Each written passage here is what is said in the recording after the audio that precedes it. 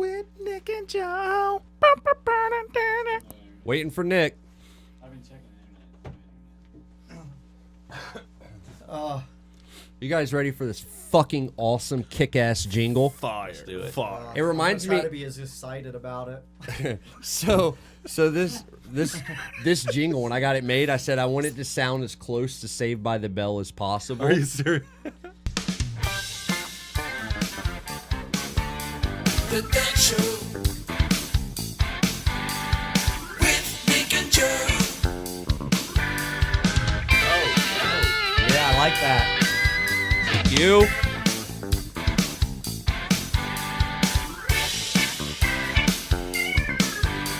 The Dead Show.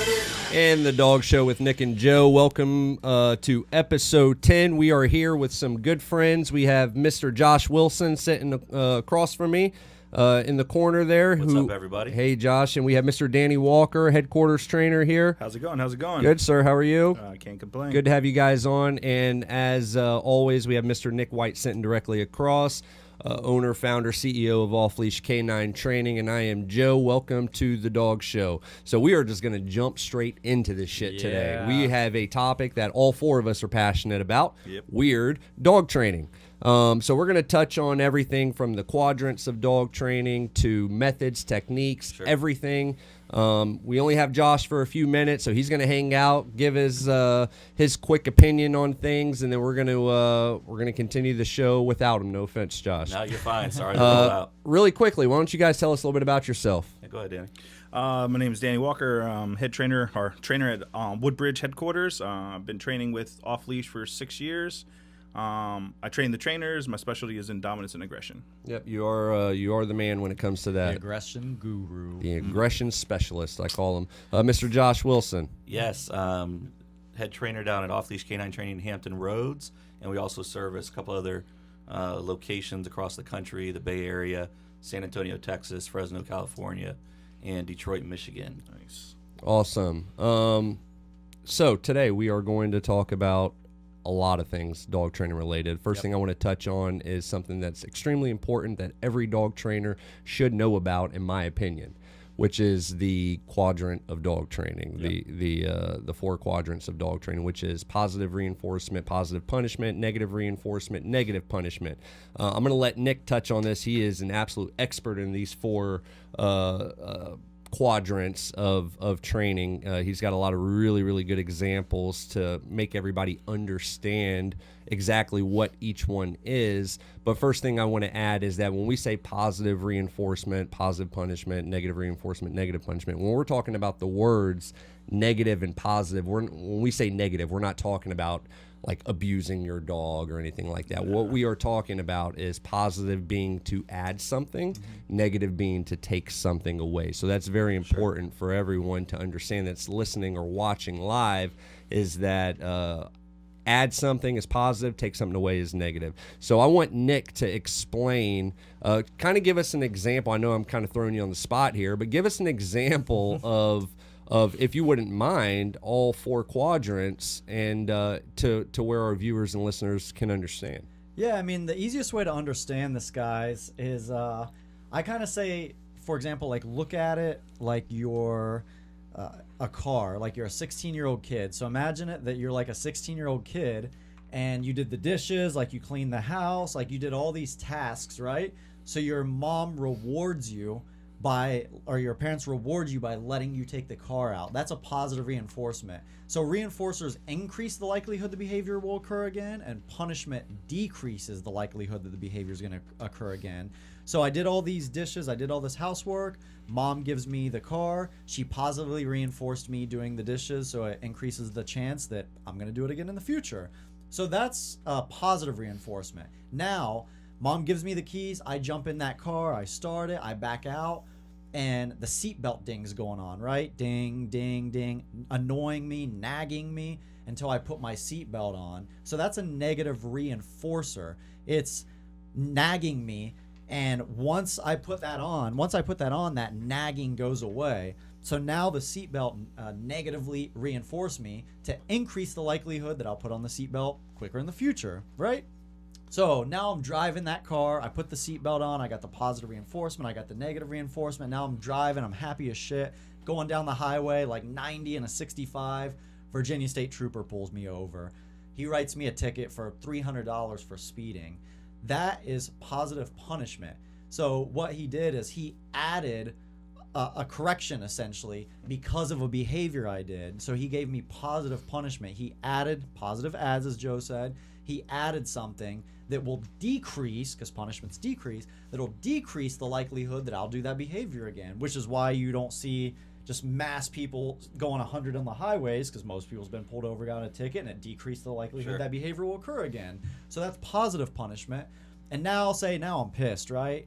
The seatbelt thing annoyed the shit out of me. The cop gave me a ticket. I only got the car till the end of the night. So now I hit the bar. I'm drinking. I'm pounding shots, tequila. And now I'm like, screw it. I got to get home. I drive home. I'm swerving, which I don't condone, by the way. Don't drink and drive. I drive home. I'm swerving. And a cop pulls me over.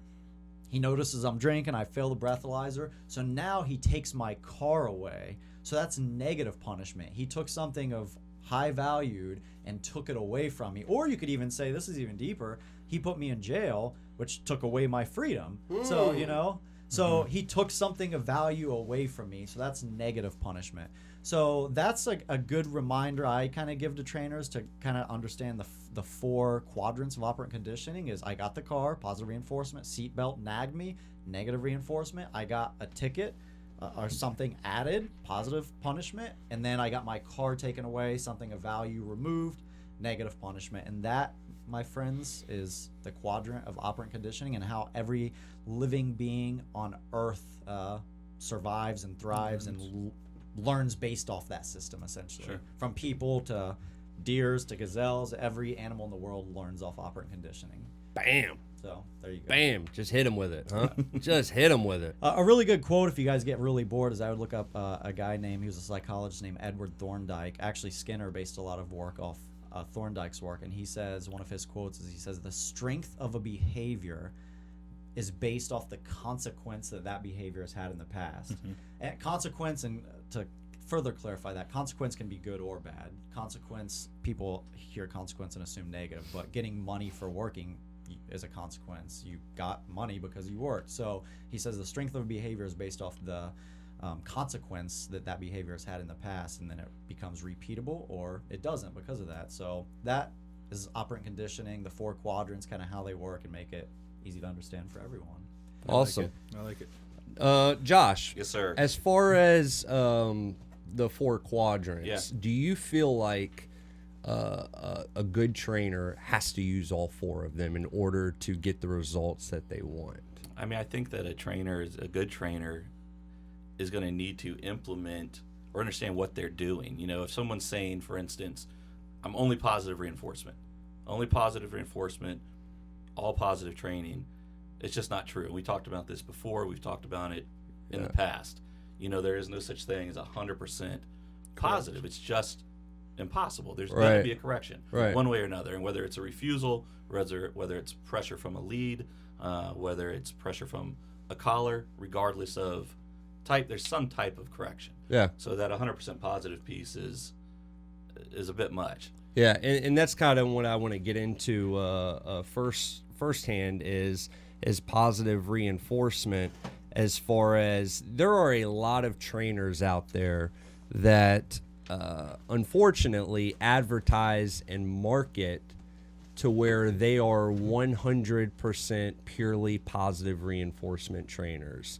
They talk shit about e-collars. They talk shit about prong collars, slip leads, dominant dog collars, all these things. They say that all they do is 100% pure positive reinforcement. Well, that's bullshit. And It's a gimmick. And I wouldn't even say any decent trainer would know that that's 100% bullshit. It's absolutely impossible. And we're going to explain why. For all the doubters. For all the doubters. And we can kind of go around. Josh just had to leave. We will have him back on a future episode. So it'll just be us 3. However, we can go around the table and we can give examples of why There's no such thing as 100% positive reinforcement training. Now, one thing, a little caveat I want to say is none of us are against positive reinforcement training. We actually use it a lot. Yeah. a lot. It's just, it is impossible for any of us to say that that's all you can do and get the results or get Anything. literally It's just- any you results. just can't do it. So I'll start it off with giving a dog ever a verbal correction. Okay, so say you have, you're in the kitchen cooking, your dog jumps on the counter as a 6-month-old pup. Hey, Yeah. you just positively punished him. You just positively punish your dog. You did not positively reinforce it. And if you're a 100% positive reinforcement trainer, you just lied. Yep. Got him. Got him. You yelled to scare him to decrease the likelihood that behavior will occur again in the future. That which is is a positive punishment. Versive is Verbal. aversive. Yeah. Verbal correction. Danny, you want to give an example? Not rewarding for a dog who's just been purely positive or marker trained. Not. So you're saying if I'm like teaching the dog to sit, he sits, I go to set his food down and do food manners, he jumps up to go for the food before I release him. I pull the food up like positive trainers do. That's a negative. Negative punishment because I'm Yep. removing Correct. his food. Yep. So To decrease the chances of him getting up in the future. Yeah. Yeah, Absolutely, hand down. Absolutely. Nick, do you have an example? Or some of the most simple ones is leash pressure. Yeah. Like yeah. if you have a positive only trainer and the dog is pulling on the leash and you see him like pull them closer to the leg or manipulate them or like put pressure on their butt to get them to sit, that's the seatbelt thing. It's an annoyance. They give in to the pressure and the sit happens. That's like a negative reinforcer. But leash pressure in itself is a negative reinforcer. So if any trainer ever refuses a dog food, refuses them treats, uses leash pressure, says no loudly, any of those things, that means they're not solely positive reinforcement. Sean, switch the camera to me. I want to call a few people out here. So, if you are here we go, and this is this is why we do this show. Am I right, Nick? Education. Yeah. If you are a 100% positive reinforcement trainer, meaning you market and you advertise. Well, I already can tell you they're not. Okay. And he's If correct. they advertise as that way. If you advertise as a 100% purely positive reinforcement trainer, we want you on this show. We want you to defend it. And we're not going to be mean to you. We're not going to rip you apart, but we want to pretty much Prove.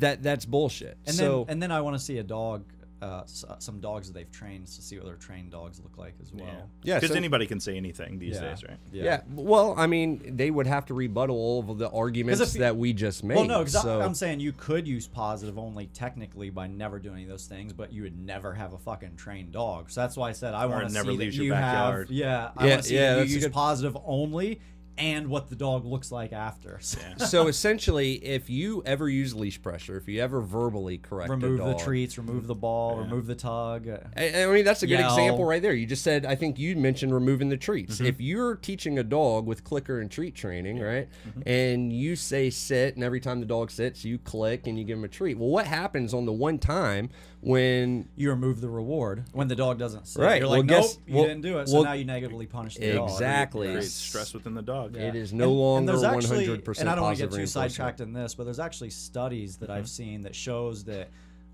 dogs that were being treat trained actually had more saliva and rising cortisol levels and stuff than e-collar and prong collar dogs, because the anticipation of the reward and not getting it was more stressful to the dog than a small correction on an e-collar. Yeah, and again, it's important to note we're not against positive No, not at all. reinforcement I love training. it. We I love fucking love it, but it's just impossible to say we're you just do it giving the 100% facts about of the it. time. Yeah. And what are some of the, kind of take that out to where they're not 100% positive reinforcement training? They're balanced or whatever. Danny, talk to us about some of the things that can happen, some of the negative effects of treat training, for example. What's the downsides? So the downside are the most common thing that people mess up when it comes to treat training is they feed crappy treats. Here we go. Yeah. I actually brought an example Yeah. So of crappy treats. of crappy treats. These are We're not allowed actual. to- I know who's not going to sponsor. the yeah, I was show. going to say we're not Should going I to say even whose say the name. name No, of the let's not say no, the name. no. So they're shitty treats. They're correct. really fattening and Yeah. high calorie, Yeah, right? so they'll feed Milk bone. Yeah, they'll feed a crappy treat, and they'll still feed the dog the same amount of food they were going to feed the entire day. Yeah. So the dog gets fed basically 2 meals, right? Because if you're out training throughout your day, you're gonna basically do all the dog's meal through training, Yeah. and then you go home and you give them a bowl Anyway. of food. Yeah. Anyway, so they're you've like, just why added work? on. Yeah. They're like, well, why work when I know you're gonna give me dinner in the end of the day, Yeah. right? And or they eat that as well. Sorry, they eat that as well, and then they become overweight. Yeah, we actually just read a study not too long ago that says it was like 53% of all dogs in the U.S. are overweight. I mean, that's kind of like crazy. people, I would say. 53%. Yeah, 53% of the dogs in the U.S. are considered overweight, which is insane. And We now love you're with adding food. a bunch of treat training to that, which Yeah. may be why I'm sure that's the part of the problem why a lot of dogs are overweight. So yeah, I mean that's some of the downsides is Yeah. you feed them crappy, which isn't good for weight. It's not good for their system. It's not good for their liver. It's not good for their Yeah. coat. Like the list goes on and on. So yeah. Correct. Yeah, so, and I kind of want to go back to the whole leash pressure thing. That's really big in dog training, leash pressure. Of course, yeah. Teaching recall, teaching heel, leash pressure Everything. is very, Handler awareness, very important. There is something called free shaping. I know Danny there's is no very pressure, familiar with this, where there's absolutely no pressure. So, an example, I have a dog I want to teach heel. I'm using clicker and treat, right? He's kind of out there 4 feet to the side of me, and I want to get him right up on my left side. What I'll do is I'll just simply hold that treat close to my left side, and I'll let him make that decision to come over. And once he does, then I mark it. And he's learning that if I do this behavior, this awesome fucking thing happens. Produces. So I'm going to repeat this behavior. The problem with that is there could always be a higher value reward when on And a a walk. lot of times there are. And a lot of Most times of the time there there are, yeah. So let me give you a quick example of that. If you have a high prey drive dog, okay, so a high working shepherd, mal, whatever, lab, Yeah. anything that has a high prey drive, and you're out walking in the neighborhood teaching the dog heel, and maybe you're free shaping the heel, or maybe you're using leash pressure with marking and treat training.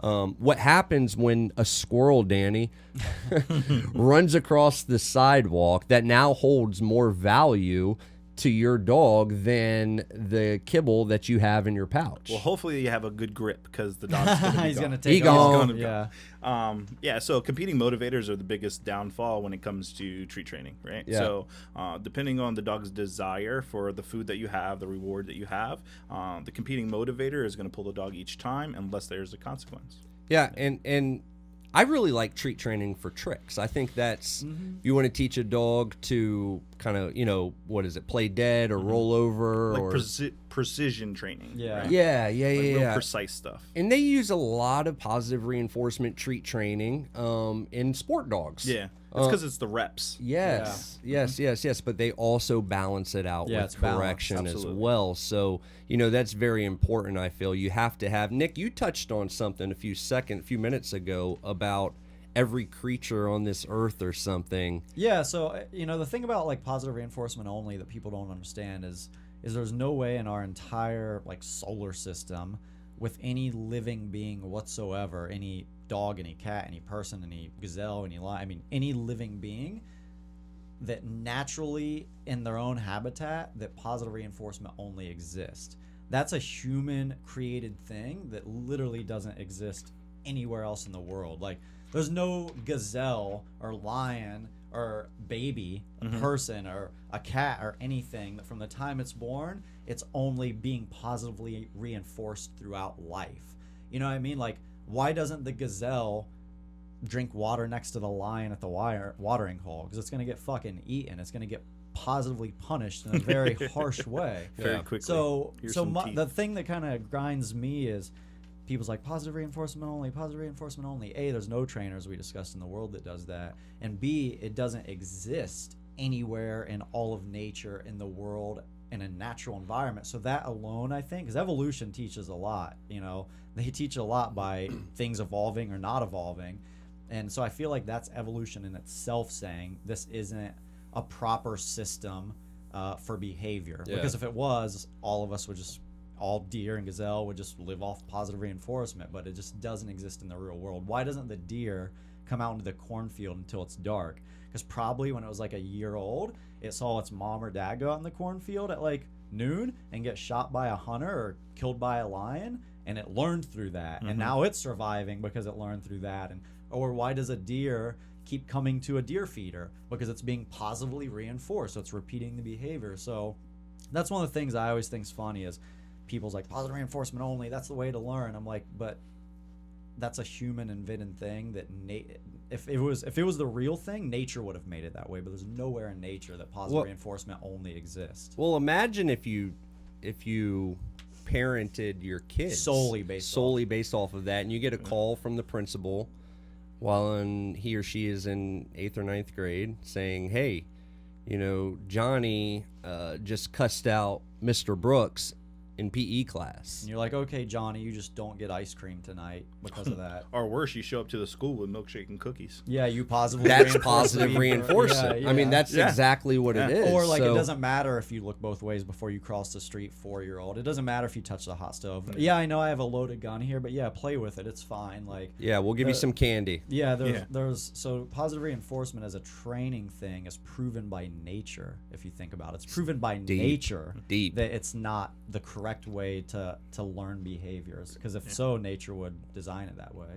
And it's a human created thing to make themselves feel better, and that's it. I guess the point of all this is it's important to balance it. It's important to balance when you're just like kids when you're parenting. It's important to balance when you're training a dog. And so I wanted to touch on some of the training styles, methods, and techniques that are out there. We can touch on what quadrant they belong to or whatever, anything you guys have in mind. I will make a note that this is all personal. Yeah, it's opinions. Opinions. These aren't facts. Well, that's kind of fact, but yeah. Yeah. To avoid the 8,900 emails coming in, we're going to go ahead and say that these are all opinions. So let's touch on the first thing. And let me talk about really quick on the positive reinforcement. I think this is important. A lot of people is like, well, there's a couple things I can talk about, but a lot of people say like, what about like the dolphins at like SeaWorld? Like that's all positive reinforcement. I'm like, get the fuck out of here. I'm like, that's a further thing from positive reinforcement. I'm like, they're taking these highly intelligent animals, they're isolating them, social isolation from any other living being in a Skinner box. They're in a box, socially isolated, and they're being negatively punished. The food's being removed, and the only time they're getting any food or any social interaction is when humans come out and it's time for them to perform. They're only performing because they're hungry and they want the social interaction. So it's anything but positive. I mean, they do use positive reinforcement, but it's a lot of the other things too. And so that's one of my big pet peeves, that when people use that as an argument, it's like, yeah, you can socially isolate any animal and not feed them and they'll perform. I mean, that's why lions do in circuses. That's why. So that would you consider lions and circuses and them positive reinforcement only? A lot of people do, and I just showed it's not at all actually. And positive reinforcement again is a very good thing. Of course, I'm a huge advocate for it. It's just again understanding that it's not the complete way. No. It's just a piece of the puzzle. It's kindergarten. It's a piece of the quadrant. It's elementary school. You still have to go through high school and college. And what I love, this is my favorite thing, is like sometimes on my amazing videos on YouTube, someone will comment and they'll be like, yeah, but you use an e-collar. No real trainers use e-collars. And I literally, I don't even get mad. I literally laugh because I'm like, every real trainer that I know, like Jeff Shetler, Jacob Robinson, the MARSOC trainer, Cody Talent, the U.S. Navy SEAL K9 team, the U.S. Secret Service team, the LAPD. I mean, literally most police departments now. I'm like Von Lick Kennels, put out the best special forces dogs in the world. I'm like, literally every real trainer that I know does use the quadrant. Not only e-collars, but they use. Any real trainer is going to use whatever brings out the best in that dog. Maybe it's treats, combined with, you know, some leash pressure or correction on a prong collar. Maybe the dog isn't treat motivated whatsoever, which we see all the time. Yeah. So now for you positive only, the dog that has zero motivation, zero food drive whatsoever, are you just going to tell the owner, sorry, take him back to the fucking shelter because we can't do anything? You know what with they're him? going to tell him? Starve him for Yeah, 5 they're days going to to tell come him to work. fast the They're dog. going to tell him to negative punishment the shit out of the Right. dog so I can So- be a positive only reinforcement trainer. It's so And I don't- fucking crazy. And I don't know man. about you guys, but when I'm hungry and haven't ate, it's not like I Oh, can focus well. no, right? you're So like- think of that as like, same how as many far as the times brain are and- you like, hey, let's sit down and do this, and you're like, well, let's eat first. Yeah, you know, because right. you can't focus. Yeah. So It- yeah, I think that's important to point out when people say, well, no real trainers. I'm like, I don't know any real trainer that doesn't. So who do you consider real trainers? Like the girl that went through the 3-day Pet Smart course and now she opened like Positive Paws dog training in Smithfield, Iowa.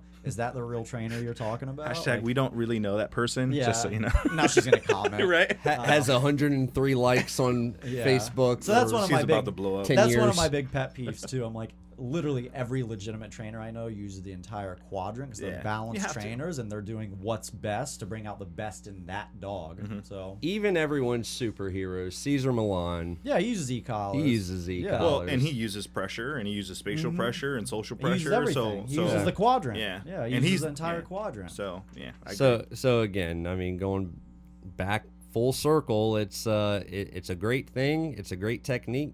It's just not realistic. It's not the end all be all. It's not realistic to say that it's the only technique that you can use. So let's jump into the first tool that we have here, which is just a common. It's called a slip lead.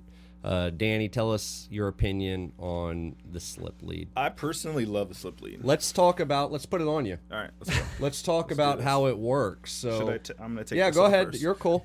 So Danny's gonna take off the headphones. He's putting on the slip lead right now, and this is just a regular slip lead you can buy P from for puppy. any pet store. and I'll And cinch it down on him. he cinches it down. I'm actually a big fan of the slip lead as well. Tell us why. Can you hear us now? Yeah. Tell we're us why you like the slip lead, and then I'm gonna do it on you. So personally, I like the slip lead because Get him. Is it weird that's that not a prong collar. is it weird that when Joe started choking, Danny smiled a little bit? Oh, I That is a little odd. I definitely like it. 50 Shades of Grey is not just my beard. I like it because you can use it very, very subtly, right? And so for me and how I like to train is I like to be able to use whatever influence tool that I'm going to use. I like it to be as least amount as possible. And so this just allows me to get the same kind of concept for the majority of dogs. So dogs that don't have breathing problems, don't have surgery on their neck, Sure. things like that. Sure. This is the most proficient tool that you can use to get in the majority of the work. It's similar to like a prong collar, but it's not going to be as intense, right? So you're less likely to get dogs to freak out. Now, they're still going to be a husky because huskies hate leash pressure. And everyone's going to say I made a generalization, but whatever. It's because he did. So typically they don't like leash pressure, so they may freak out just a little bit. But for the majority of the dogs, you're not going to get a dog to overreact to this. Yeah. And you can still teach the dog the concepts of pressure and release. Yeah. And that's what every Because tool it's is kind of small, teaching. small corrective movements. Yeah. Kind of like the analogy, like you, what was it you always say about the airplane? Oh yeah. So I stole that, but it's just yeah, always steal going it. to be That's what mine. good trainers do. Right. So Yeah. if a plane left from, let's say, Reagan and it flew to Florida, the majority of the time it's going to be off track. So it's not actually going there. It's going left or going right. And so the entire time that plane is going, they're making micro corrections, right? Yeah. So that by the end of the trip, you wind up in Florida instead of Texas. Most people believe that, corrections are this bad thing, but the plane isn't blowing up. There's not things falling off. The plane's not crying. It's just micro corrections to get to where they need to. It's adjustments. Yeah. And that's what this allows us to get is micro Small, adjustments. boom, boom, boom, boom. Yep, to get to the big picture. And I like to use the slip leads when teaching heel alive. Yeah. Because I feel like less of a correction, more of a guide. Yeah. Yeah, Right. So what I absolutely. like to do is put it high up on the dog's neck. Let's just use the shepherd for example. Put it high up on the dog's neck. That little buckle you have right there, where you can clinch it down. Your little safety so we're line. not choking the dog. We're just making it nice and snug. Perfect. So now Here you go, I sir. can literally just with 3 fingers, I can guide Danny's head wherever I want. very easily with just 3 fingers It seems like you two have done that before. and a little. We've practiced. It's usually lower. Than We've That's another show. oh shit. But it's really good to guide the dog back to you without having to yank, and I almost feel like it's a bit more humane than having just a really loose flat collar with a normal lead on. And then you gotta like then, pop it. you almost got to pop them. Yeah, because and that's what I was gonna say. Like, especially for like a dog that's the owners brought it to you. It's like 7-8 months, could be 2 years old. That dog's been banging on the end of a flat collar. Yeah, that its whole pressure life. means nothing on their neck anymore, Yeah. right? Yeah. So any tool you use almost has to override what they've been fighting already. Yeah. Where this kind of feels different, and it allows you to get a clear kind of communication to the dog without having to just literally struggle. bring his feet off the ground. Without the struggle. We have trainers that are 90 pounds soaking wet, and they're working at 140-pound rots. right. Yeah. They're not going to be able to do that job, and this kind of evens the game a little bit. Yeah, and I guess it's important to note that anybody who uses a slip lead can be combined with any Anything. other Yeah. positive, Definitely. treat training, teach and heel with an e-collar, anything. It's a tool that I really use a lot and I really like. In fact, you taught me how to use the slip properly. Yeah. So to be fair to positive reinforcement, since we said all the cons and downfalls of that, what's the downfall of the slip lead? Oh, sure. So the downside for a slip lead is people using it without any kind of education, right? Sure. So some people I've seen out. It's the same with all kinds of tools. So it drives me crazy when I'm out driving because I'll see people training or just walking their dog, and it's horrible. But some of the downsides is they won't teach the dog actually what it means. And then now you've taken this great tool and the dog is way out in front of them, and they're just conditioning the dog to the pressure, so the dog learns to ignore it and fight it. Yeah. Just like the dog on the normal collar. Right. They just learn to ignore it. Or people are like hanging dogs and things like that, and things like, and which is not what this is designed for. No, right? It's not so meant for let's a be clear noose. about that. Yeah. Bad timing, right? So if you're timing, so this is all the key of this device or this tool is to teach the dog that the moment he decides to make the picture that we are trying to create, that pressure goes away, right? Well, if that pressure stays and the dog is trying to comply, you're going to confuse the dog. It's, if I can interrupt really quick, go. it's like a negative reinforcement. A negative reinforcer, a great example is the seatbelt. If that seatbelt's ding, ding, ding, ding, and I put on the seatbelt and it still keeps dinging, I'm like, well, what the fuck do I do now? And I'm confused. So same.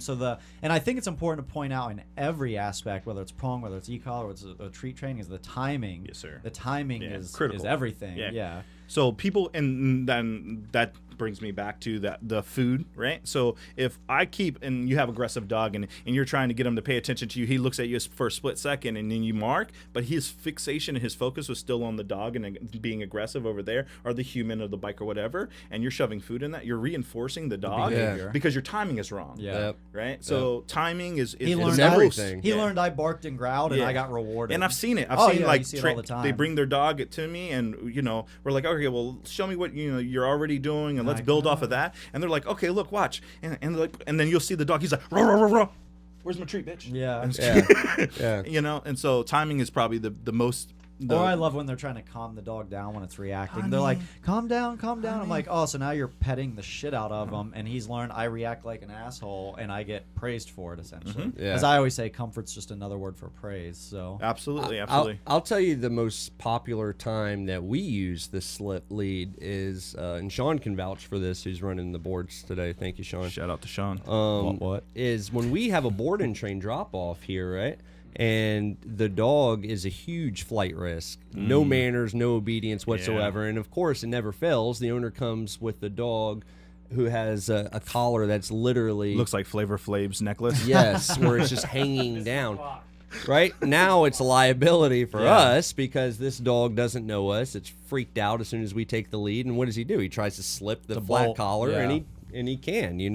What we tend to do, or practice, whatever you want to call it, is as soon as that dog comes in, whether we're meeting him outside or as soon as we take control, we put a slip lead on. Right. And kind of cinch that little leather piece that's on that specific one down to where they physically cannot slip out of it.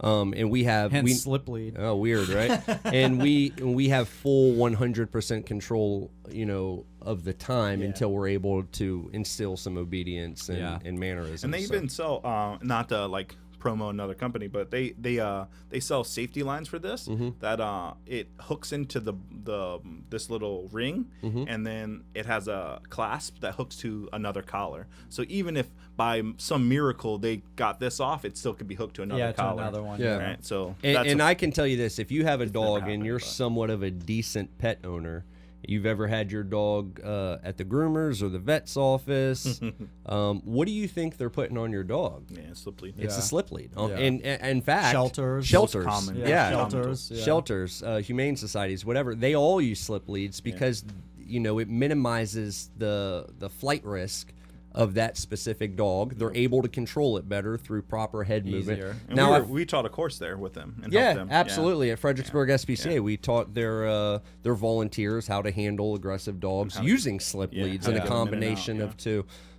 which we can touch on that later on if you'd like as well.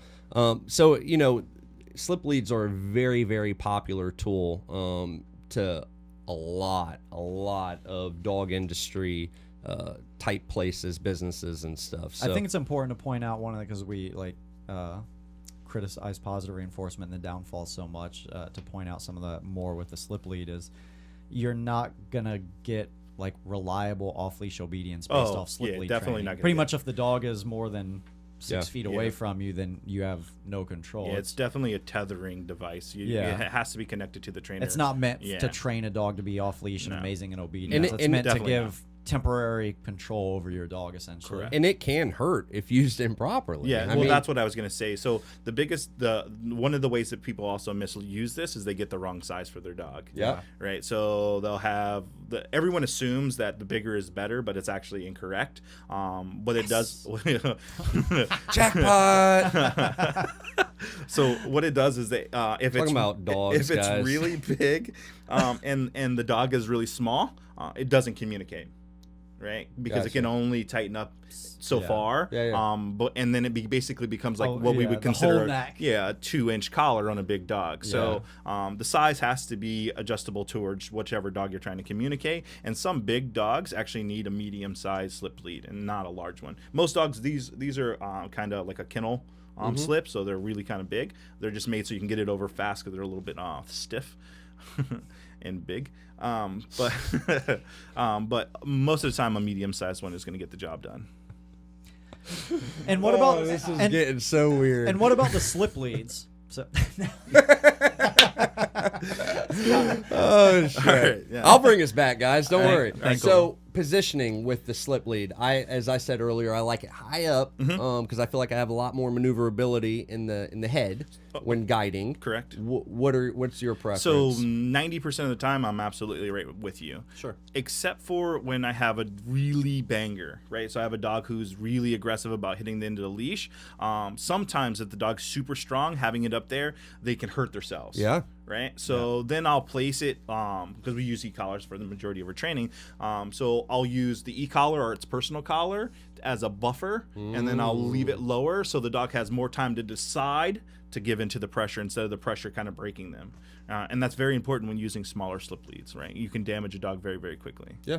Nick, So do you ever use slip leads or no? no, not generally. I mean, I'm not opposed to them at all. I mean, just like positive reinforcement, I think they definitely have their place. I've just never really, I guess, felt like I needed one for anything. But yeah. I mean, yeah. So no, I mean, I've never used one. I mean, I have used one, but I don't use them regularly in training. I guess is the easiest way to say it. Yeah, Danny, are there any because like e-collars, for example, there's really good ones and then there's really shitty ones that you should never fucking use. Yeah. What about slip leads? And I don't really know the answer to this. That's why I'm asking. I would say yes. It's more about the material. Okay. So you want something that communicates fast. So it should be put on properly, and then the moment that the pressure is supposed to be released, it needs to, all that pressure needs to snap out. And some of them are a little too stiff, right? And so the lag Stays time on on. it stays, and so the timing of the release isn't as smooth. So you want something that's really gonna be smooth and slide quickly, so you can get your timing down. Yeah. So would you recommend a slip lead for your average pet owner. It's a good starting place. Okay. But again, do your research. Yeah, So don't just put get it on their dog. educated, Like yeah. like hundreds of people have brought prong collars and were like, oh, prong's gonna make my Way- dog stop yeah. pulling, and they do for 5 minutes. Sure. Or 5 days, and then the dog gets conditioned because they get them used to that ongoing pressure, and then they go, fuck, yeah, I'll just go ahead and plow through it. Yeah. So it's the same thing. And usually with Me- prongs, their like measuring is all jacked up. Yeah, it's like and- four, yeah, like too many again, prongs. Flavor and, Flav yeah, necklace, yeah. and it's like 6 size is too big. But get with a local trainer. You can do research on YouTube and things like that to kind of get the timing and that kind of training. But like I said, get in touch with somebody for the education portion of it, because it's an easy way to start. You can start puppies off with it. Yeah. And there are similar tools out there, like the slip lead. I'll pull one out here. This is It's a choke choke chain. collar, chain, yeah. choke collar, whatever you want to call it. Acts pretty similar. Danny, talk about this. So yes and no. So it does pressure and release. Yep. But it's more about building up a precursor. So as you can hear, as he's moving that, the chain sound becomes a precursor. So like an out Yeah, it becomes a precursor to the dog that a correction is going to occur. if I don't perform And the then, desired behavior. yeah, and then there has a lot of hesitation. So timing is not so critical because it's usually not meant as a subtle pressure. It's more of a pop. Yeah. Right, so because that's what it takes to get it moving. So then the sound of the chain moving becomes a precursor of the correction, or the correction itself. And so then getting a dog off leash is almost impossible, and unless you go into old school stuff where they use throw chains and stuff like Yeah.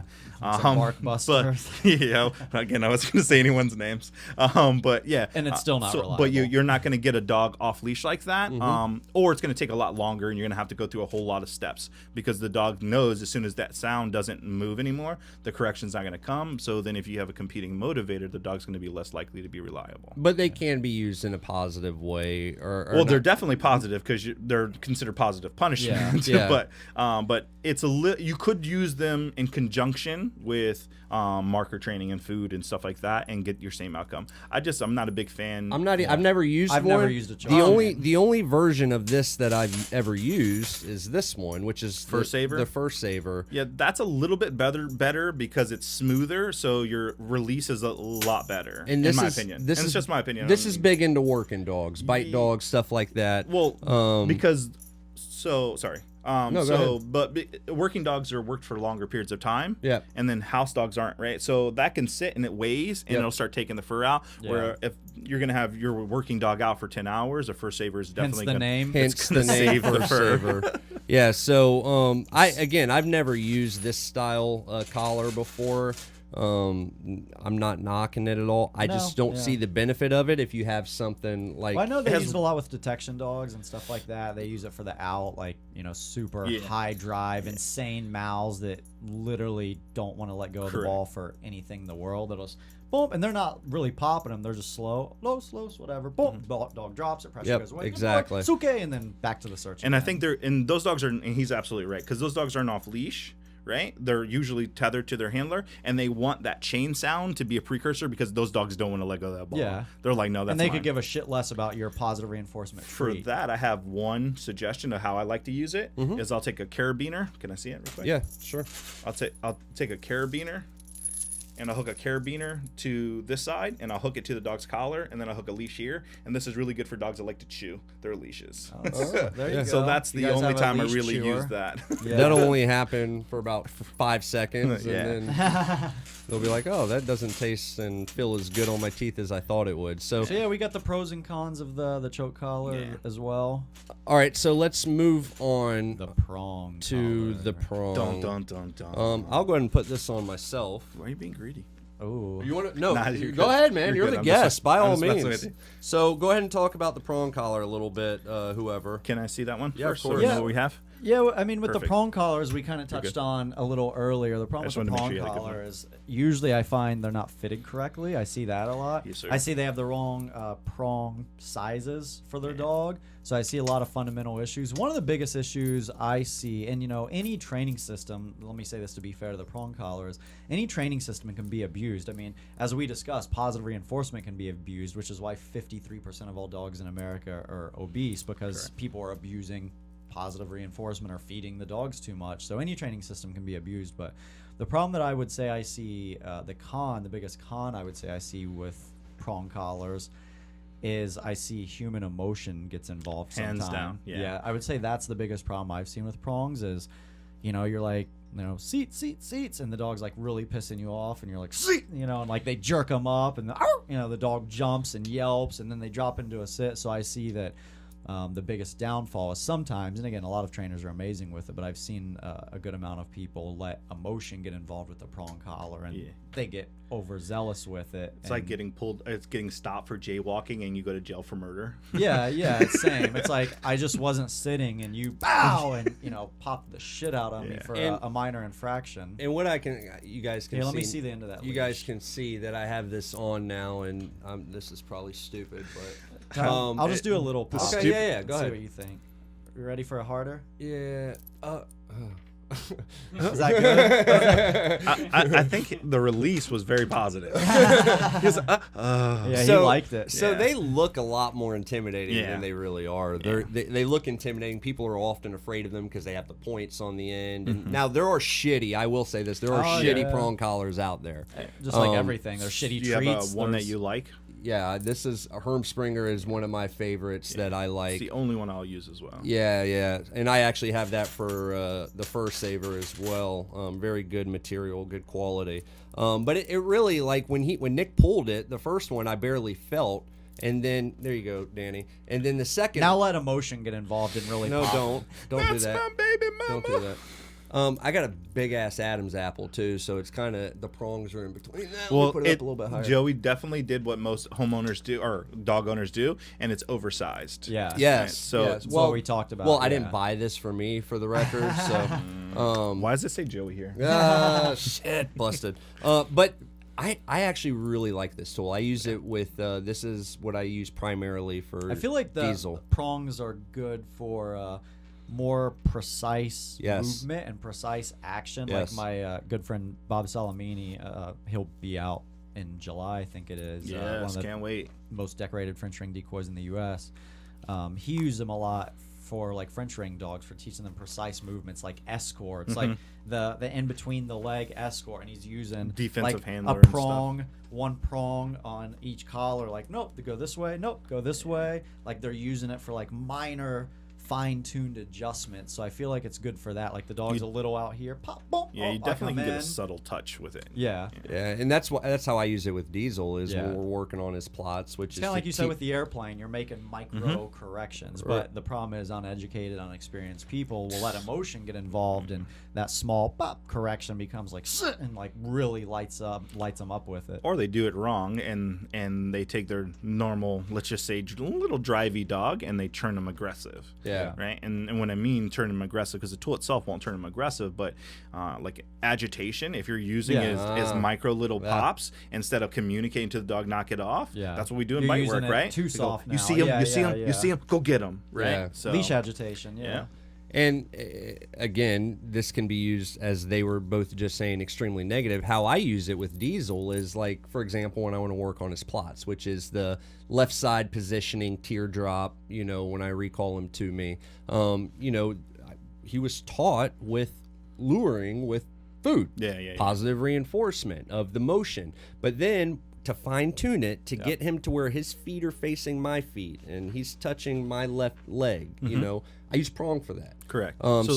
Go ahead. So, all right. So, not to interrupt, but you said that he was taught. That was before you got him. Yes. So he was. So how reliable was his behavior when it was just food based? Yeah. Or just luring? I mean, he would have to be fucking hungry. I mean, that's how reliable it was. I mean, that's really what it comes down to. And that's kind of what we discussed with positive reinforcement is it's good to actually teach, but Not good to rely on. not good to rely on and to continuously reinforce. Yeah. So that's how I was able to kind of tighten that up, get his feet pointing in the same direction as mine, and get it consistent because now he knows that if he doesn't do it, there's a correction. Yeah. Now, again, this isn't, I'm yanking on this thing. I feel it. It's uncomfortable, but I'm not in pain. I'm not crying. And he's not the dog that you would want to kind of piss off, right? Yeah. So Yeah, that's if you're true. being unfair, he's going to let you know. Of That's course. true. Yeah. Because he's He'll the say it. truth. Yeah. He's the truth. Yeah, so actually, Danny and I are going to work with him after the show tonight. So we're excited about that. But so Nick, have you ever used prong or? No, I mean I've used it, but I don't use it. Yeah. if that makes sense. So I've used it, but I don't use it regularly. But for what I do for my purposes, which is like generally almost all obedience, which I'm primarily using the e-collar, which we'll get into that in a second, and detection and tracking, like none of the disciplines. I think it's really good for sport dogs, like your protection dogs, your French ring dogs, dogs like that, and that's not my area of expertise. So I don't feel like I have a need or use for it as much as someone like Cody Talent or Jacob Robinson or Ted Summers or someone like that. So but I think it's a good training tool when used correct. I think they're all great training tools when used correctly. Positive reinforcement's a great training tool when used correctly under the right circumstance, under the right situation. And that's why we're going over the pros and cons of all of them. But yeah, I think it's great for the correct purpose that it serves in training. And one thing I can say is that this is one of the tools that, along with e-collar, that I feel like they shouldn't sell in the average pet store, because It definitely should come with some education. Even the slip lead, I mean, yes, you can do damage if used improperly. But it's far. It would take a lot more than with a prong collar. With a prong collar, I mean, you can go and Google it right now. You can go look up injuries of prong collars. The used. neck's all jacked up. Yeah, they leave it on 24/7. Yeah, and I was gonna say the most common picture, and let me just make that as a warning, is the holes deep into the dog's neck. Yep. And that wasn't just because the dog was being used. That dog was neglected. The prong collar was left on the dog, and it grew into the collar. Yeah, the dog grew. So that could have happened with the flat collar, and that's just of it's course. happened with flat collars. So that's just my little like stray warning. dogs and stuff. You And see that. and I also like Danny. Pure positive people use that picture itself as their sell point. as the picture, Yeah. the worst case scenario. This is what it'll do. But they don't It's show. not But they true. don't show the dog that died from like being overweight as the he fell anti-selling down the point stairs. to treats. And that's true. It and shortens their life. And similar to the slip lead, it's also very important you get as Danny was saying, a very good fitting prong collar. And most dog owners, I would say, I'm going to go out on a limb, 95% who aren't trainers have no clue what they're agree. shopping for. Yeah. The size, anything, the gauge. The gauge, the millimeter, the size of how snug is it supposed to be when there's no pressure. The placement. Right, the placement, And stuff they like based that. a lot of their decisions on what it cost. Yeah. And it brings me to the sales point that Nick always brings up is the price or the cost. You know what I Yeah. mean? So the price may be more, but it's going to cost you a lot more if you mess your dog up using poor equipment and not getting educated. Because eventually they come to us and we're not cheap. Yeah. So again, I like prong collars for what I use them for. It's just important to get the correct size and the correct company when ordering it, and millimeter And the correct education. gauge and education. And again, we're not advocating anyone out there to go out right now and say, hey, go buy a prong collar. It's going to fix heel for 5 days. As you heard, we just said it's about education too. Right, because as Danny was saying earlier, it actually is a self-corrector for heel, but it's not a permanent self-corrector for heel. If the system and the timing doesn't stay the same, then you just teach the dog to ignore it. Yeah. Learned helplessness. Yep. So that is our thoughts and opinions on the prong collar. Let's move on, guys. You okay with that? Yep. Sir. Let's move on to the e-collar. Dun, Now, dun, dun. we could talk about the e-collar for Days. 7 days, 24 hours straight, and not cover everything because there's so much to cover.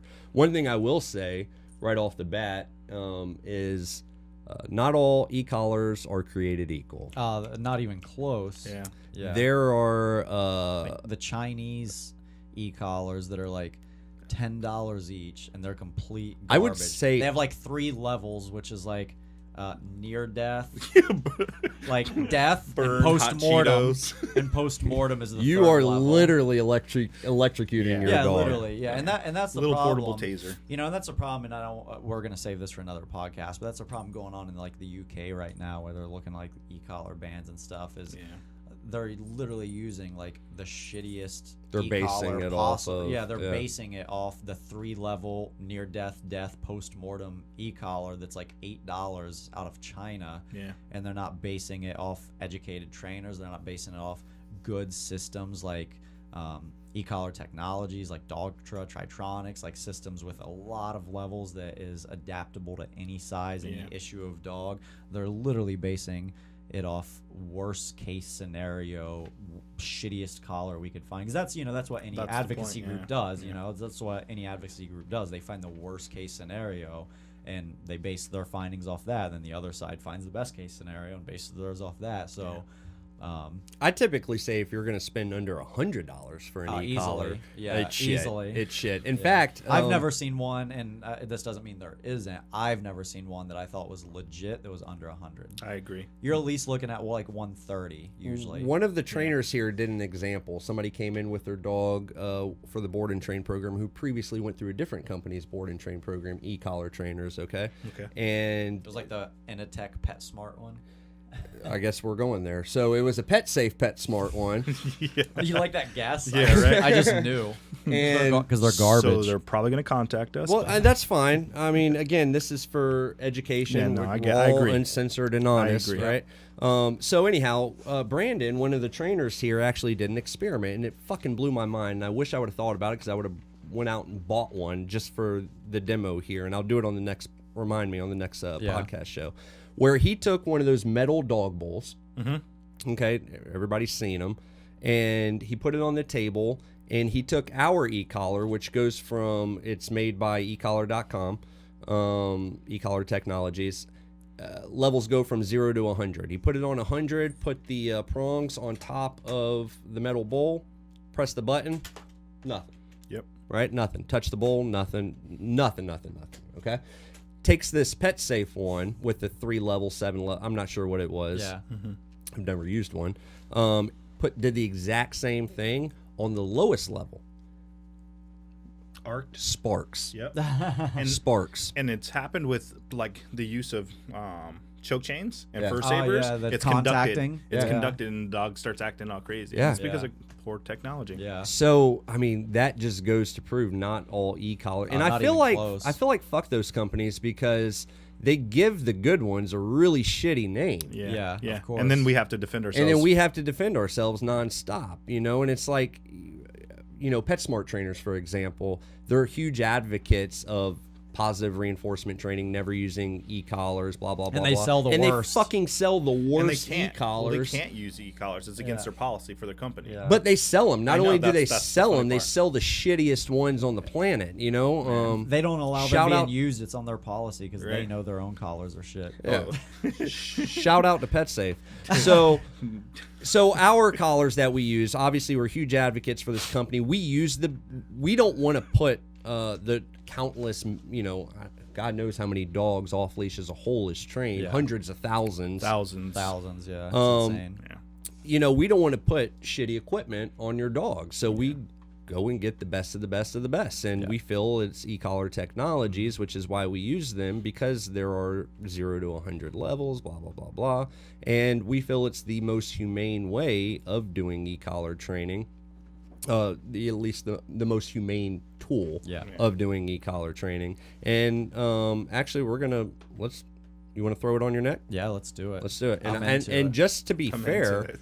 I'll control the remote. Okay? That when Joe says that doesn't sound fair. No, it doesn't. Or it sounds amazing.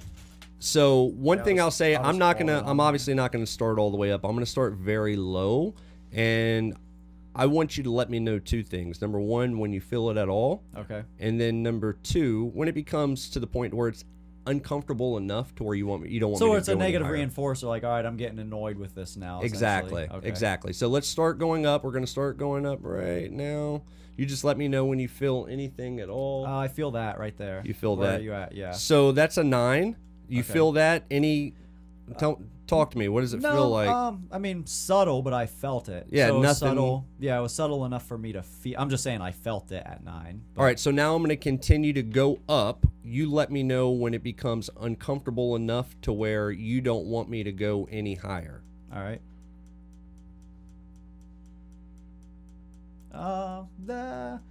Like I wouldn't want like right there where you're at. Right there. Yeah. As he keeps spinning. I was gonna say I'm pulling it away now. 72. So that's 53. Yeah. 53. You see that? Yeah. I don't know if they can. But It's what? hard to see. But It's but what it? But like it's. What did It's it just feel like? uncomfortable. Like the best way to equate it is I used to do jiu-jitsu. I'd like to say I still do, but I haven't for a while because of my travel schedule. And a lot of times my back hurts, so I would put like the stem pads on, like physical therapists use. TENS machine. Yeah, a TENS unit. That's, to me, that's exactly what It's it the feels same like. Is it technology. causes like it doesn't hurt. It causes a contraction of the muscle, and as you're going up, that contraction is going up, and it just gets to the point where like, oh, like just like a stem pad essentially. So, like it never hurt. It was just like, okay, I wouldn't want to sit here and keep talking to you guys for the next hour while I'm feeling that muscle contraction. Essentially, would be the best way to describe it. Like it was uncomfortable. Yeah. I personally It was think- annoying. I would say that's the best Okay. way. It was very annoying. Did you feel electricity going through your body? No, because it's impossible. Can you run real fast right now? What's that? Can you run real fast Like right the now? like the fast, yeah. So yeah, I would say that's the best way to describe it. Is it was again, I would say it's like a seatbelt. Yeah. The thing, it's not causing the seatbelt when I get in the car and I'm not putting my seatbelt on. It's not causing me harm. It's not causing me stress. It's just fucking annoying. Yeah. That's what I would describe. And as you went up, like it got more and more and more and more and more annoying. So I'm like, okay, this is getting annoying. Stop wherever you're at. I would say the best analogy to put it with anyone that has like siblings or anything is it would be like me sitting next to Danny, like moving over right next to him and just doing this on his shoulder and just increasing it and increasing it, and he would keep talking and talking and I would keep doing it and doing it, and eventually he'd be like, what the fuck do you want? Like, because it would get to the point where it's so annoying that it's breaking his concentration. Yeah. And that's kind of what it did for me. It's like it wasn't harmful. It's just got, as you got up to 50 or whatever, it got to the part where I couldn't sit here and talk because now I'm focused on that more. Yeah. And that's kind of the exact point of the competing e-collar. motivator. Yeah. No, I it's like like it. I'm focused on the dog. All right, I can't focus on this fucking dog and react to him anymore because this is so annoying. What do you want? I want you to Interrupt come. Okay, good boy. And it interrupted the behavior. Yeah. That'd be the best way. Like I was talking, and I'm like, okay, that's annoying. Yeah, Stop. that's perfect. So And similar to the prong collars, and 50 for everyone out there, like 50 for your average dog is considered like a high end. Very fucking high, Like yeah. when I did Mia Khalifa's 2 dogs, I just got back from Austin. Like they were literally, as Mia can vouch for, they're literally operating on a 6. yeah. I always Like- wanted to go to And, Texas. and that's after he's like, I'll see if she'll vouch for that personally. But they were operating on a Refresher. 6, and that's after 5 days of Yeah. training. So 50 is like Yeah, it's super unheard high. of. It's Yeah, that's super super high. high. And- And that's the whole point of e-collar training when it's properly done. Is the dog learns, it starts here at nothing, and it's a gradual increase in stimulation. As soon as I do the desired behavior, it starts back, and the dog learns through a series of repetitions. That's how it works. So as soon as you start to go up to 2, 4, 6, they're like, oh, I know how this works. So I do the behavior, I get rewarded, I get played with, I get the treat, whatever, and then we move on. So that's why like it works that way. Is if you sat here and did that to me over and over and just said, all right, tell me when to stop whenever it gets annoying. The first time I said 50. If we did that 1,000 times from now, as soon as I start even feeling it, I'm just like, all right, stop. What's the point? And Yeah. continuing to go up, like just I'll do whatever you want now. So I think that's the best way to describe it. And a lot of people are really surprised because we make all of our clients fill it in their Yeah, hands. I make all my clients. Yeah, I made absolutely. Mia try it, and Well, Mia went up to like a 25, and I'm like, well, just so you know, I was like, they're at like a 5 or 6, and she's like, well, let me see what a 5. This is a true story. You can ask Mia Khalifa. She's like, well, let me see what a 5 or 6 feels like, and I'm like, all right, and she's like, are you doing it? I don't feel anything. I'm like, yeah, and she's like, why don't I feel anything? I'm like, because it's so minimal. It's that micro correction like the airplane. It's so minimal that you don't notice it. So yeah, I think that's a good way to describe how it felt. And similar to prong collars, you're going to get the similar pictures on Google if you type in e-collar. But those aren't due to the. And that's Yeah, a well, big misconception. that's what I'm Okay. going to touch on is, you can go look at e-collar pictures on Google or whatever, and you're going to, and these are these 100% purely positive reinforcement trainers. This is going to be their defense to you as the client of why their system is better than someone who's well-rounded and operates on all 4 quadrants. Why they're better than an actual expert. Right, Yeah, right. Is you're going to see the pictures where there's appears to be burn spots or there's There's holes in the neck, right? 2 holes right where the prongs Or like are. chafed. Now, what I'll tell you is I can't vouch for the pet safe type collars. What I can do is vouch for this. The stimulation alone will literally never do that to No, your it's dog. impossible. Correct. Here's what will do that to your Joe dog. could just clarify. Joe could put that on my neck. He could hit it on 100 And hold literally- it there the rest of the show. Literally for the rest of the show and the rest of the year. And when I took it off, my neck would not be burned. You want to do it? No. Okay. I think he has travel plans. I was gonna say I'd have to spend way too much time with you than I'd want. What you're seeing in those pictures are improper use of the e-collar. And what I mean by that is, one, there could be several options, several factors. Number one, maybe the collar was extremely too tight.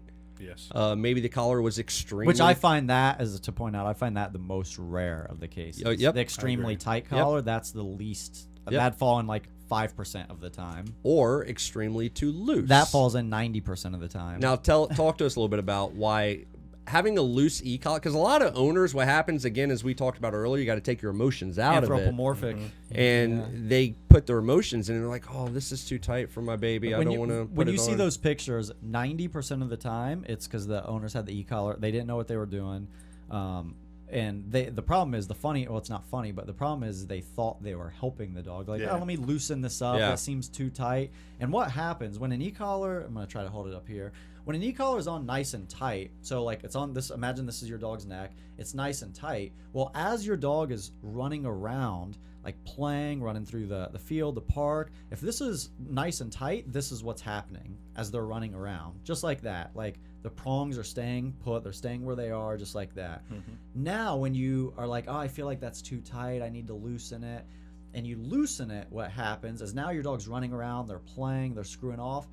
This is what's happening with the loose collar. So now a lot of those pictures you see on the website and the internet is a dog that's had that loose e-collar on, and the owner generally, they're leaving it on too long too. It's on 18, 24, 36, 48 hours, like prolonged period of time, and it's loose.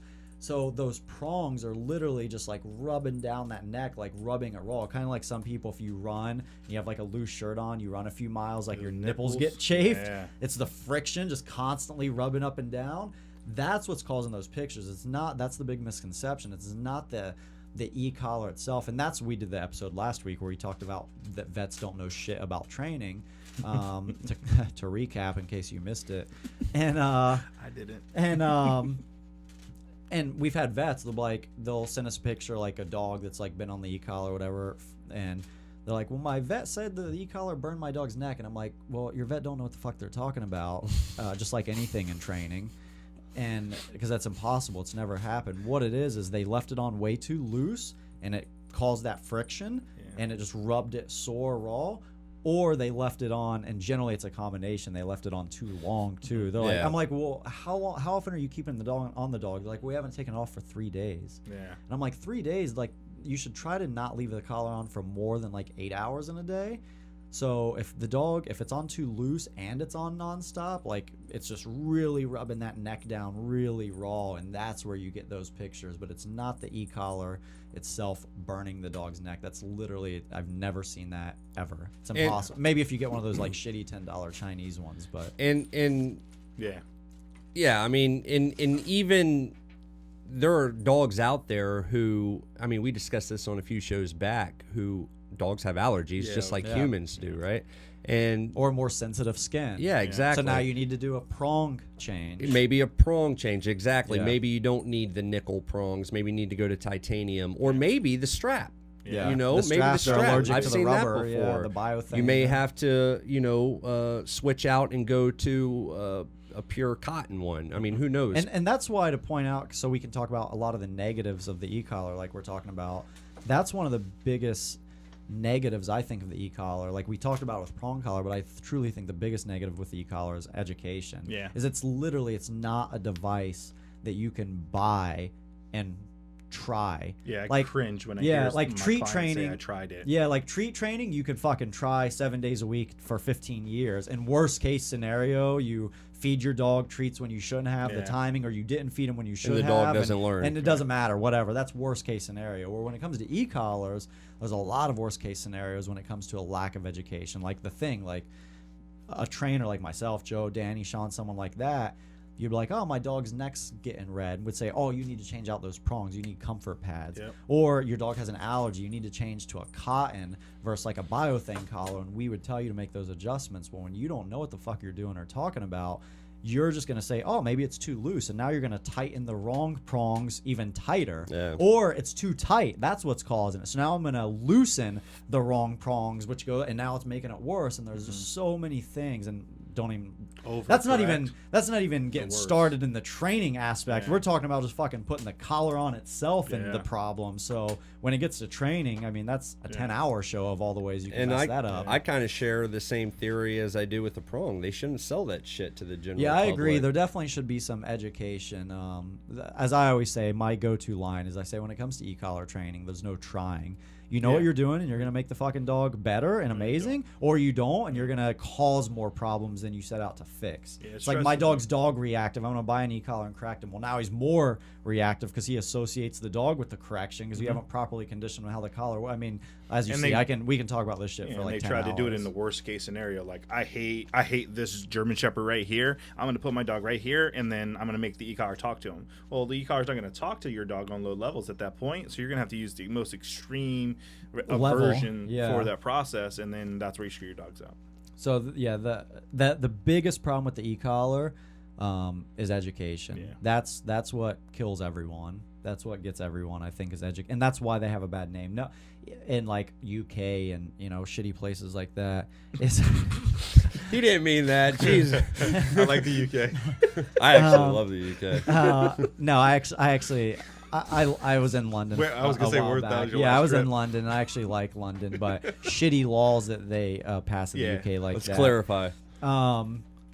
Is stuff like that is they're not basing they're literally not basing their law and stuff they're trying to pass off an amazing trainer who uses the best e-collar and took the aggressive dog and now made it non-reactive, or took the fearful dog who was getting ready to be put down, and now because of proper e-collar training and education, the dog's confident and now he's a therapy dog and he's living an amazing life. They're not basing it off that. They're literally basing it off of the shittiest collar and the shittiest trainer, or even lack of, not even a trainer, just the shittiest person that used homeowner. one, and the shittiest collar. That's what they're basing it off of, and that's the stuff that pisses me off. Is it's kind of like the gun things. They base it off the school shooting. They don't base it off, well, here's the millions of lives that guns have saved this year, which far outweigh the number. Like they're basing it off the worst case scenario on one extreme. Yeah, and that's, I mean, it gets a bad name because of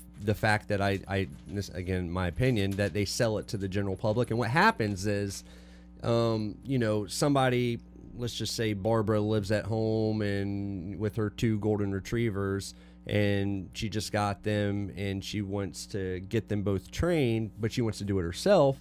She's completely against fucking e-collars because Karen, her next door neighbor, has a dog who barks in the backyard. Karen has no fucking clue what she's doing with it, so she goes and buys a Pet Safe 3-level e-collar, Holds it down at level 3. it down, and so all Barbara hears is exactly. So what is Barbara thinking?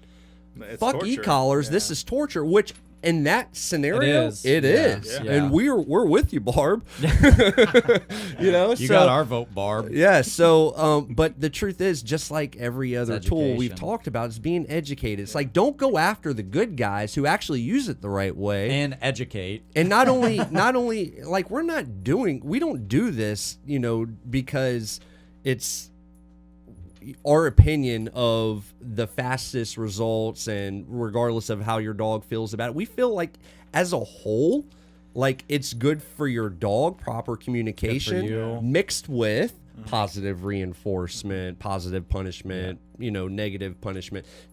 All that is a good combination. The reason why we like e-collars so much is because what's the name of our company? Off-Leash K9. Off-Leash K9. And it's that is reliable. That is the when most used properly. Yeah. reliable tool, I should say, to use to get a dog, when used properly, off leash. And that's one of the things too, like you talk about competing motivators, where I think that's a thing that's important to point out. Like some people's like, I would never put an e-collar on my dog, and I'm like, well, yeah, and that's why last year I saw you post on Facebook that your dog ran out the front door when your daughter came home and got hit by a car and killed because it had no fucking reliable recall.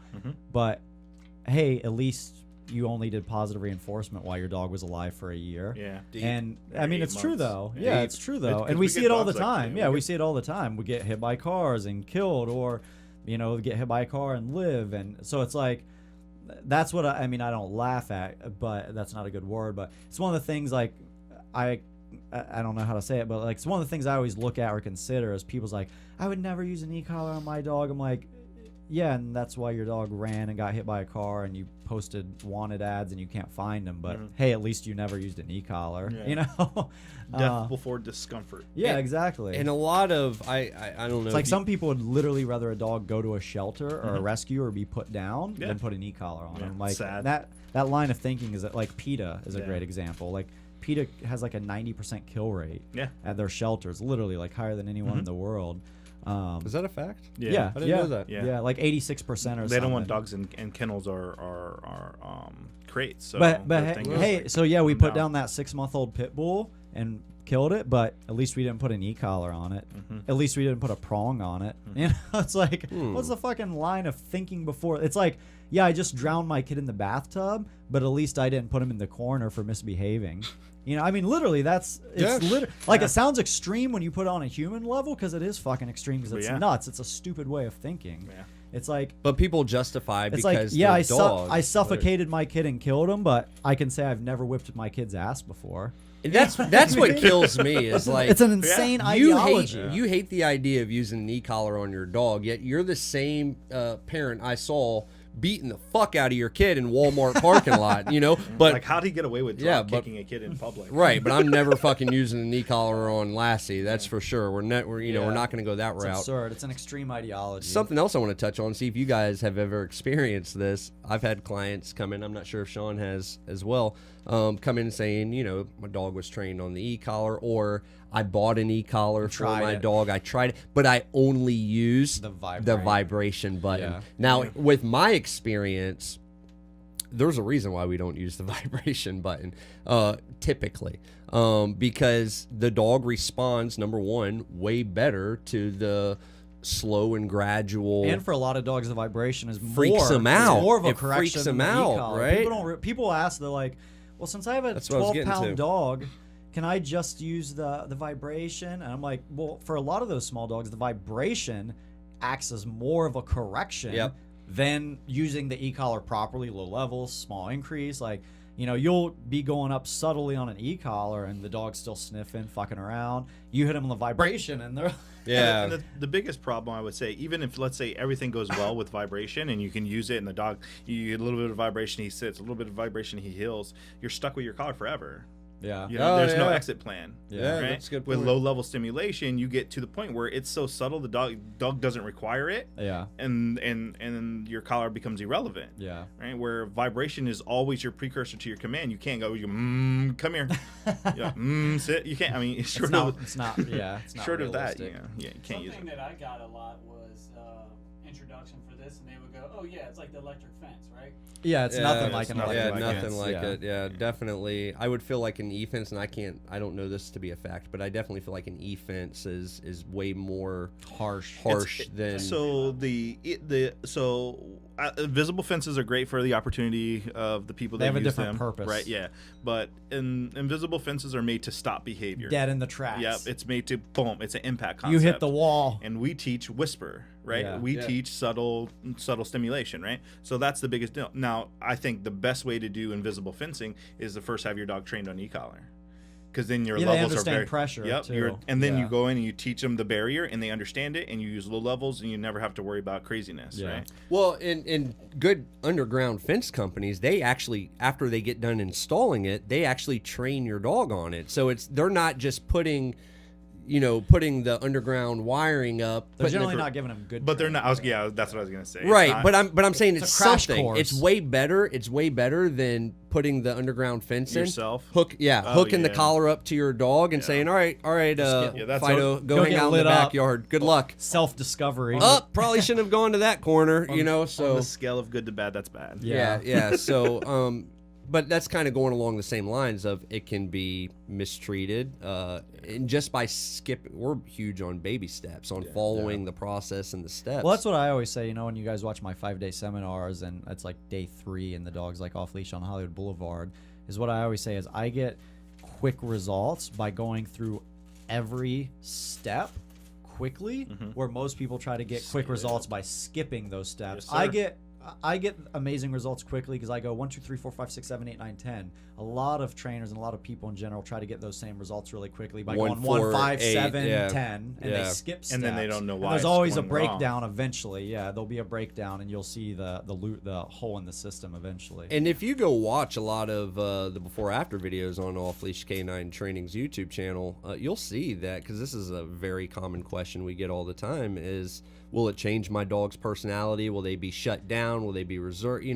And it actually can do the complete opposite. Yeah, because more confidence. We have tons of those videos. right, we're associating because there is such thing as conditioning for the e-collar, not just throwing it on and correcting for negative shitty behaviors, right? You have to condition it properly so your dog understands that this can be a positive thing, and we're just talking to each other. Yeah.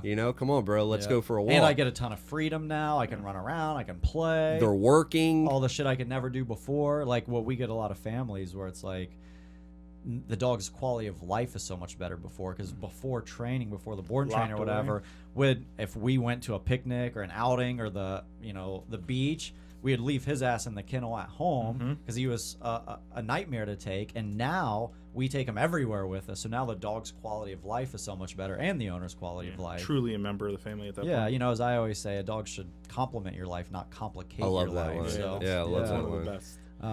But so that's some of the pros to it. Yeah, and I mean, let's get into the negatives too, because there are out there. We There- talked there- about the looseness. Yeah, there's a reason why e-collars have such a shitty name, Yeah. and I would say more than not, it's from Lack of education. lack of lack of education education's the and biggest. and Emotion. shitty advocates. Yeah. Meaning trainers that actually use e-collars, but they're really shitty at it. They don't know what they're doing. Because again, I know we tapped into this, I believe, on episode 2 a little bit, but let's tap into it again, because again, this is all Circles about back. it's all about being honest and real with our listeners. Is, guys, there is no actual federal, state, city recognition certification to become a dog trainer. Yeah. You, Karen and Barbara, neighbors, can start your own company, Karen and Barbara Dog Training, right now, without any experience whatsoever.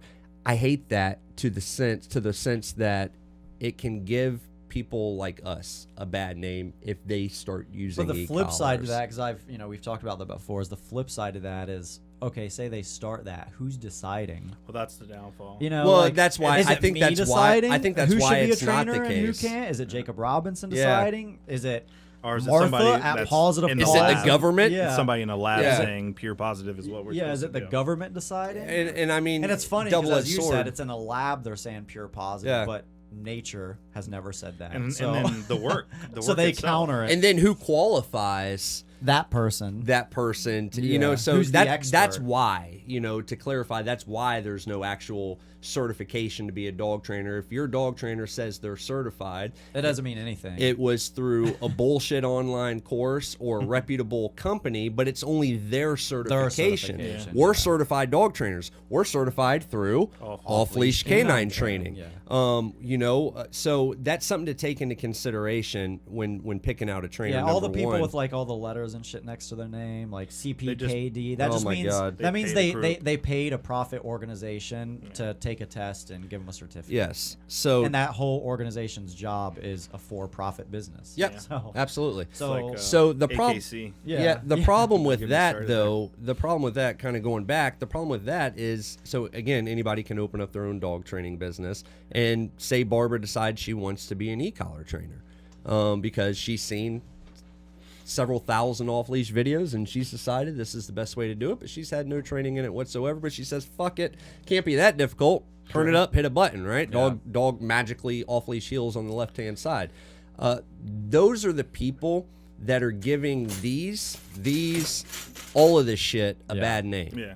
And they're the people that they're the first ones to, I've noticed, maybe it's just me, to openly speak out against positive trainers, like saying they're all shit, you got to come to eat. Like, a good dog trainer is going to respect all 4 quadrants. You're not going to talk shit about the positive reinforcement trainers. You're just going to understand that it has its place. It has its place, and there's more to it. I think all balanced trainers understand that. Or you'll have the ones that really suck at e-collar training, and they won't ever defend it. Yeah. They refuse to because they don't know how to.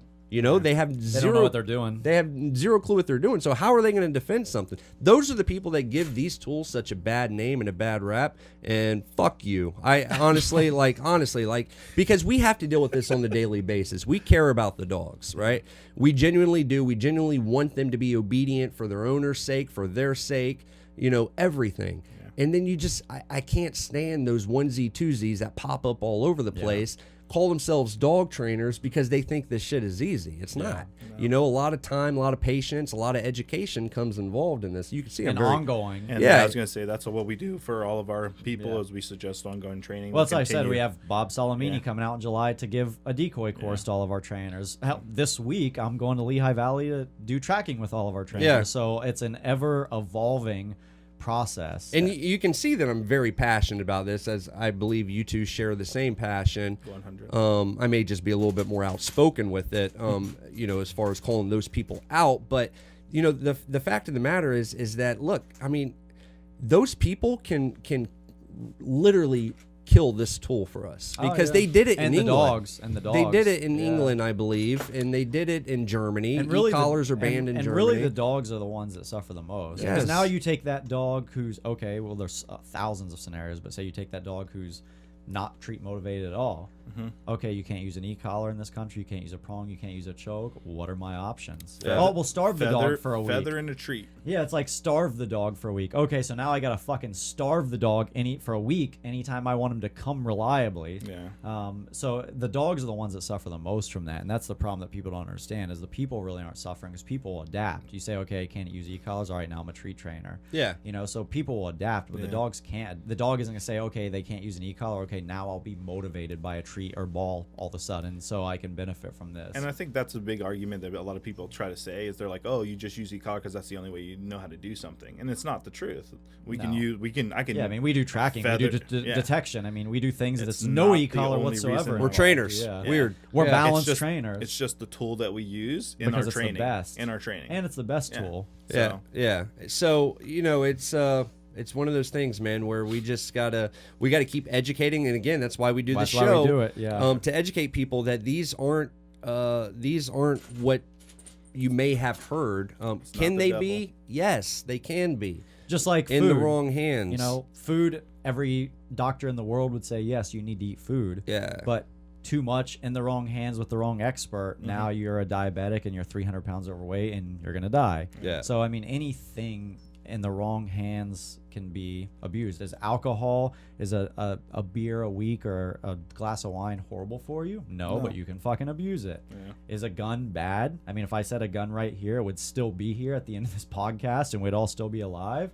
But it can be abused in the wrong hands. I mean, so you can say that about any tool or mechanism in the world. It's like we said with treats. 53% of dogs are overweight in the U.S. That's because food is being abused. So, and we're not, again, let's clarify, we're not saying that this is the only way. This is, you know what I mean? This is the only way you should train a real dog. Trainer should use whatever tools he feels necessary to bring out the best in your dog. Bam. I'm big on. We've had this discussion several times. I'm big on tapping into the dog's primal instincts. And that's what pisses me off about like prey drive, yeah, stuff that's like what pisses me off about like the positive reinforcement only trainers that don't actually exist, but they market as they do.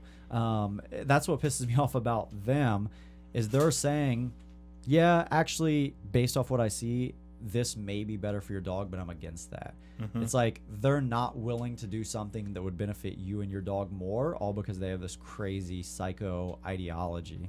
Where if I feel like combining treats and e-collar is bringing out the best in your dog, that's what I'm going to do. Yeah. If I feel like, and we've done it, if we feel like we have a super nervy, skittish, fearful, afraid of humans dog, and they show up for their first e-collar lesson, how many times we said, all right, we're not going to use the e-collar. We're going to have you do a lot of positive reinforcement over the next week, a lot of conditioning, a lot of confidence building. We're going to have you use this, this, this. And once we get these dogs over this hurdle, then we'll look at this. Yep. So we're e-collar trainers, but we have the dog's best the dog's best comfort in mind, and saying, well, let's hold off on this and use this instead. And that's the problem with positive reinforcement trainers, is they don't know when to do that. They'll say, yeah, your dog still is barking, lunging, and trying to kill people, and he has no food motivation They're at all. single visioned. Yeah, they have no food motivation, so I can't help you, but stay away from e-collars. If you need to put the dog down because he's so aggressive, but just don't put an e-collar. You know what's on crazy is we laugh about that, but But that it's reality. shit happens Yeah, death daily. before You know, discomfort. my Portland seminar, if you Death guys before remember, discomfort. if you remember a long time ago, one of my first seminars ever with the dog in Oregon, Axel, he was super people aggressive. In the before video is a 5-day seminar. He's muzzled for like 3 days. And in the part of the video, I'm recording the lady talking to me, and she's like, yeah, the last trainer I used, we did a lot of treat training, and you know, he took the treats but still was super aggressive and didn't give a shit and drugged me down. She was an older woman, and she's like, literally, she said, like, yeah, you need to put this dog down. That was the Basset Hound? No, it was the shepherd named okay. Axel, like Okay, 5 years ago, a seminar. And she says in the video, she's like, yeah, I had like a treat trainer say, yeah, you just need to put him down, and you'll see his progress. Isn't that crazy? You'll see literally on like day 4, this dog was muzzle growling, is like, now we're off leash going through the mall. Now the dog's like licking on me. I have his muzzle off from now on because I fully trust him at this point. And the dog is still alive to this day. And he's it's not like, flat. He wasn't broken. He was good. yeah, he just needed to learn the difference between right and wrong, Yeah. and what's acceptable and not acceptable. But if she would have listened to the advice of this trainer and just used that one quadrant of operant conditioning, or the one piece of it, then she'd have. And how many people do? That's what we don't know. Most How of many them, people yeah. do listen to that one trainer Yeah. and put the dog down without getting a second opinion because they said, 'Cause they don't don't use know. e-collar, but fucking kill this dog. Yeah, You know, right. it's like, Yeah. how, again, That's it's sad. like, I've never thought of that before, but it's literally like saying, yeah, my kid was annoying me. I didn't whip his ass because I'm against it, so I just drowned him in the bathtub. You know, it's like, it's crazy. When- but that's the way We take people care of think. our I mean, that's own. PETA. That's PETA, Yeah. dude. That's PETA in a nutshell. When- It's like, we'll kill these dogs, but hey, at least we didn't put a prong collar on them like you mean assholes. Yeah. One thing we get a lot of questions about, or a lot of people that will a lot of things that people will talk about, potential clients, whatever, is that, and maybe Danny can clarify on this a little bit, is that, oh, my dog is super anxious. We don't want to use e-collar training. Maybe touch on why they should use e-collar training. Why? Who should? An owner with a social anxiety, socially anxious dog. I would say the key would be the interruptions. So, just like he was talking about, if I'm tapping, I'm going to engage with you, even if And then my you tap mark stays the that same. positively. Right. Yeah. So if my dog is worried about the outside world, right? If I can get his vision so that the only thing he wants to think about is me and our interactions, whether it's with the food and the e-collar, or ball and the e-collar, or frisbee and the e-collar, what I do is I get him here, and then through the exposure, right? Just it being in the environment, he doesn't have to say, hey, nice chair, right? Just being in the environment working makes that dog relax. It makes them right? desensitized Yeah. without you him get that realizing exposure, it. right? Or confidence building, Nick, Yeah. with the e-collar through proper, conditioning. And We do confidence building all the Yeah. time with e-collar, That's which is like the funny because major. that's like the big opposite of what people think. They think like you're, like, oh, you're making them skittish and nervous, but it's actually, I mean, almost every police dog in the country at this point is, a lot of them are e-collar trained. a high percentage. They're the for most sure. confident dogs Yeah. in the entire world. Yeah. And I would say the way that we train is like the big thing that we teach dogs with the way that we train is follow me, is come to me, right? Yeah. And so through that we get leadership, right? And then the dog follows us blindly, for Yeah. lack of a better term. And if he sees, let's just say for 2 to 3 days, he sees that everywhere he followed me, nothing bad happened. Yeah. He's going to be more willing to go down the road that he's concerned about. right? So 'Cause it's he's more not that he, confident. and he's not even necessarily confident in himself. He's confident in me leading him. Yeah. Right, and that's where like doing aggressive dogs and things like that, you almost have to be the trainer all the way through, because it's not necessarily that I'm going to do something different. Is that I make that dog believe in me, Yeah. and he says, all right, you got me, I trust you. Yeah. I'm scared, but I Talking trust to you. him. And then he says, okay, cool, that wasn't that bad, and then that's when he gets better with It it. starts branching out to other things. Yeah. I would say it's almost kind of like a business. If like you open an off-leash canine business with me and it does amazingly well, and now you feel confident, then you open another one and it does amazingly well, and I'm like, all right, Joe, I have this other business idea. Now that you trust me because I Come on, built do that it. in you, normally you would have been afraid to open like a cupcake business. Yeah, but now Yeah. I'm But now your confident. confidence is built, Let's and you're go. like, hey, you haven't steered me wrong so 'cause far, he's my buying leader into you. Danny. So if you say this, let's do it, bro. And then he has another good experience, and then the system repeats essentially. Love that. Yeah, that's and that's very good. that's the analogy. key. That's the Yeah. key. It's the e-collar allows you to interrupt at any distance, at any scenario, and teaches the dog to follow and track in. Right, and so through that faith right there, and through that connection, is where you improve behavior. Yeah. So, what quadrant does e-collar fall under? Which? Well, I mean, it depends how you utilize it. I mean, I would say it's primarily a negative reinforcer, Okay. a nagging that like Taking away. Yeah, just like the seatbelt. Yeah. I mean, but I've seen it. It can be used as a positive punishment as well. Sure. The dog jumps up on the counter. You give a correction. You added something to decrease the likelihood of the behavior is going to start again. But at the same time, I've used e-collar as positive reinforcement as well. I'll be on low level stimulation, going sit, good boy, sit, good boy. So that way they can associate super low level stimulation as a positive experience as well. And it's like, oh, I feel this, and it's super subtle. I feel this, and I get rewarded. I get played with. So yeah, man. Go ahead. Sorry, and they did the same. They did a study with rats, with electronic stimulation and alcohol. And My two favorites. Yeah, right. Me too. Right. What they would do is they would give the rat electric stimulation. He'd have to pull a lever, hit a lever, whatever, and then it would deliver him his alcohol, right? And so they would do it, and then they stopped paying. And the rat would still hit the button, knowing that he wasn't going to get paid, because the button itself became pleasure. The reward. It became the pleasure, button became the right? reward. Yeah. So we call that Gary syndrome. Yeah. We're not going to go Yeah, into the button. That's another day. Yeah. Do you feel like any dog is capable of being properly e-collar trained? Are there any cases to where e-collar's probably not? Well, like I said, we've kind of had dogs before, like where I'm like, right now, Yeah. I don't think this is for your dog. Like, I think you need to focus on like, some confidence building, some conditioning stuff, some desensitization and stuff. But I think assuming you do all those things, you'll get to the point where they'll be Yeah. fine. I would say the only time I've seen a dog who cannot be trained with an e-collar is because they were trained horribly with an On e-collar. it, yeah, With and it an shut them e-collar. down. Yeah. That's what I So was then gonna you say. can't. Yeah. Then you can't. Yeah. I can't. After coming in and punching you in the face, and then I walk I back can't out. make it a positive. Yeah, I can't come back and like try to. Oh, I see an eyelash. You can be Yeah. like, no. 'cause Well, your I think responses are going to be the same. I think in cases they can be rehabbed with the same Just tool, an insane amount of but more time than it's going to take so much Yeah. time. More Why when you time? can switch to tool? Yeah, Yeah. more time than you would care to put forth, and more money because Yeah. of the time that Yeah. the owner would want to spend to get them over it. So, So obviously, but I would say 99% Yeah. of dogs, I mean, no issue. With no pre-experience, every dog Nine, can be trained. I would say every dog with Yeah. no like previous negative experience. Yeah, There I you would go. agree. And I There would you say go. 99%, even if they did have some shitty experience, you could work them through it and make it a Because we see positive. it all the time. We see dogs show up and they've been trained somewhere else or Yeah. trained by their owner, and we work through it and we get it. I think I've had, in the 6 years I've been here, I think I've had one dog where it's like, yeah, it's not worth it. Just wasn't worth it. It's like, Yeah, it wasn't worth you can it get for your the dog to dog. do all that with a slip lead, and the e-collar requires so much more build out. That's like, and work for the yeah, owner. it's and like, effort, it's not what and you yeah. need. It's yeah, not what you need. and for the haters out there, because we have a lot of them, that Means just we're doing right because stuff. of the tools that we're using, because of them, my message is very simple. Just get yourself educated. Be open-minded. Go talk to a reputable e-collar trainer.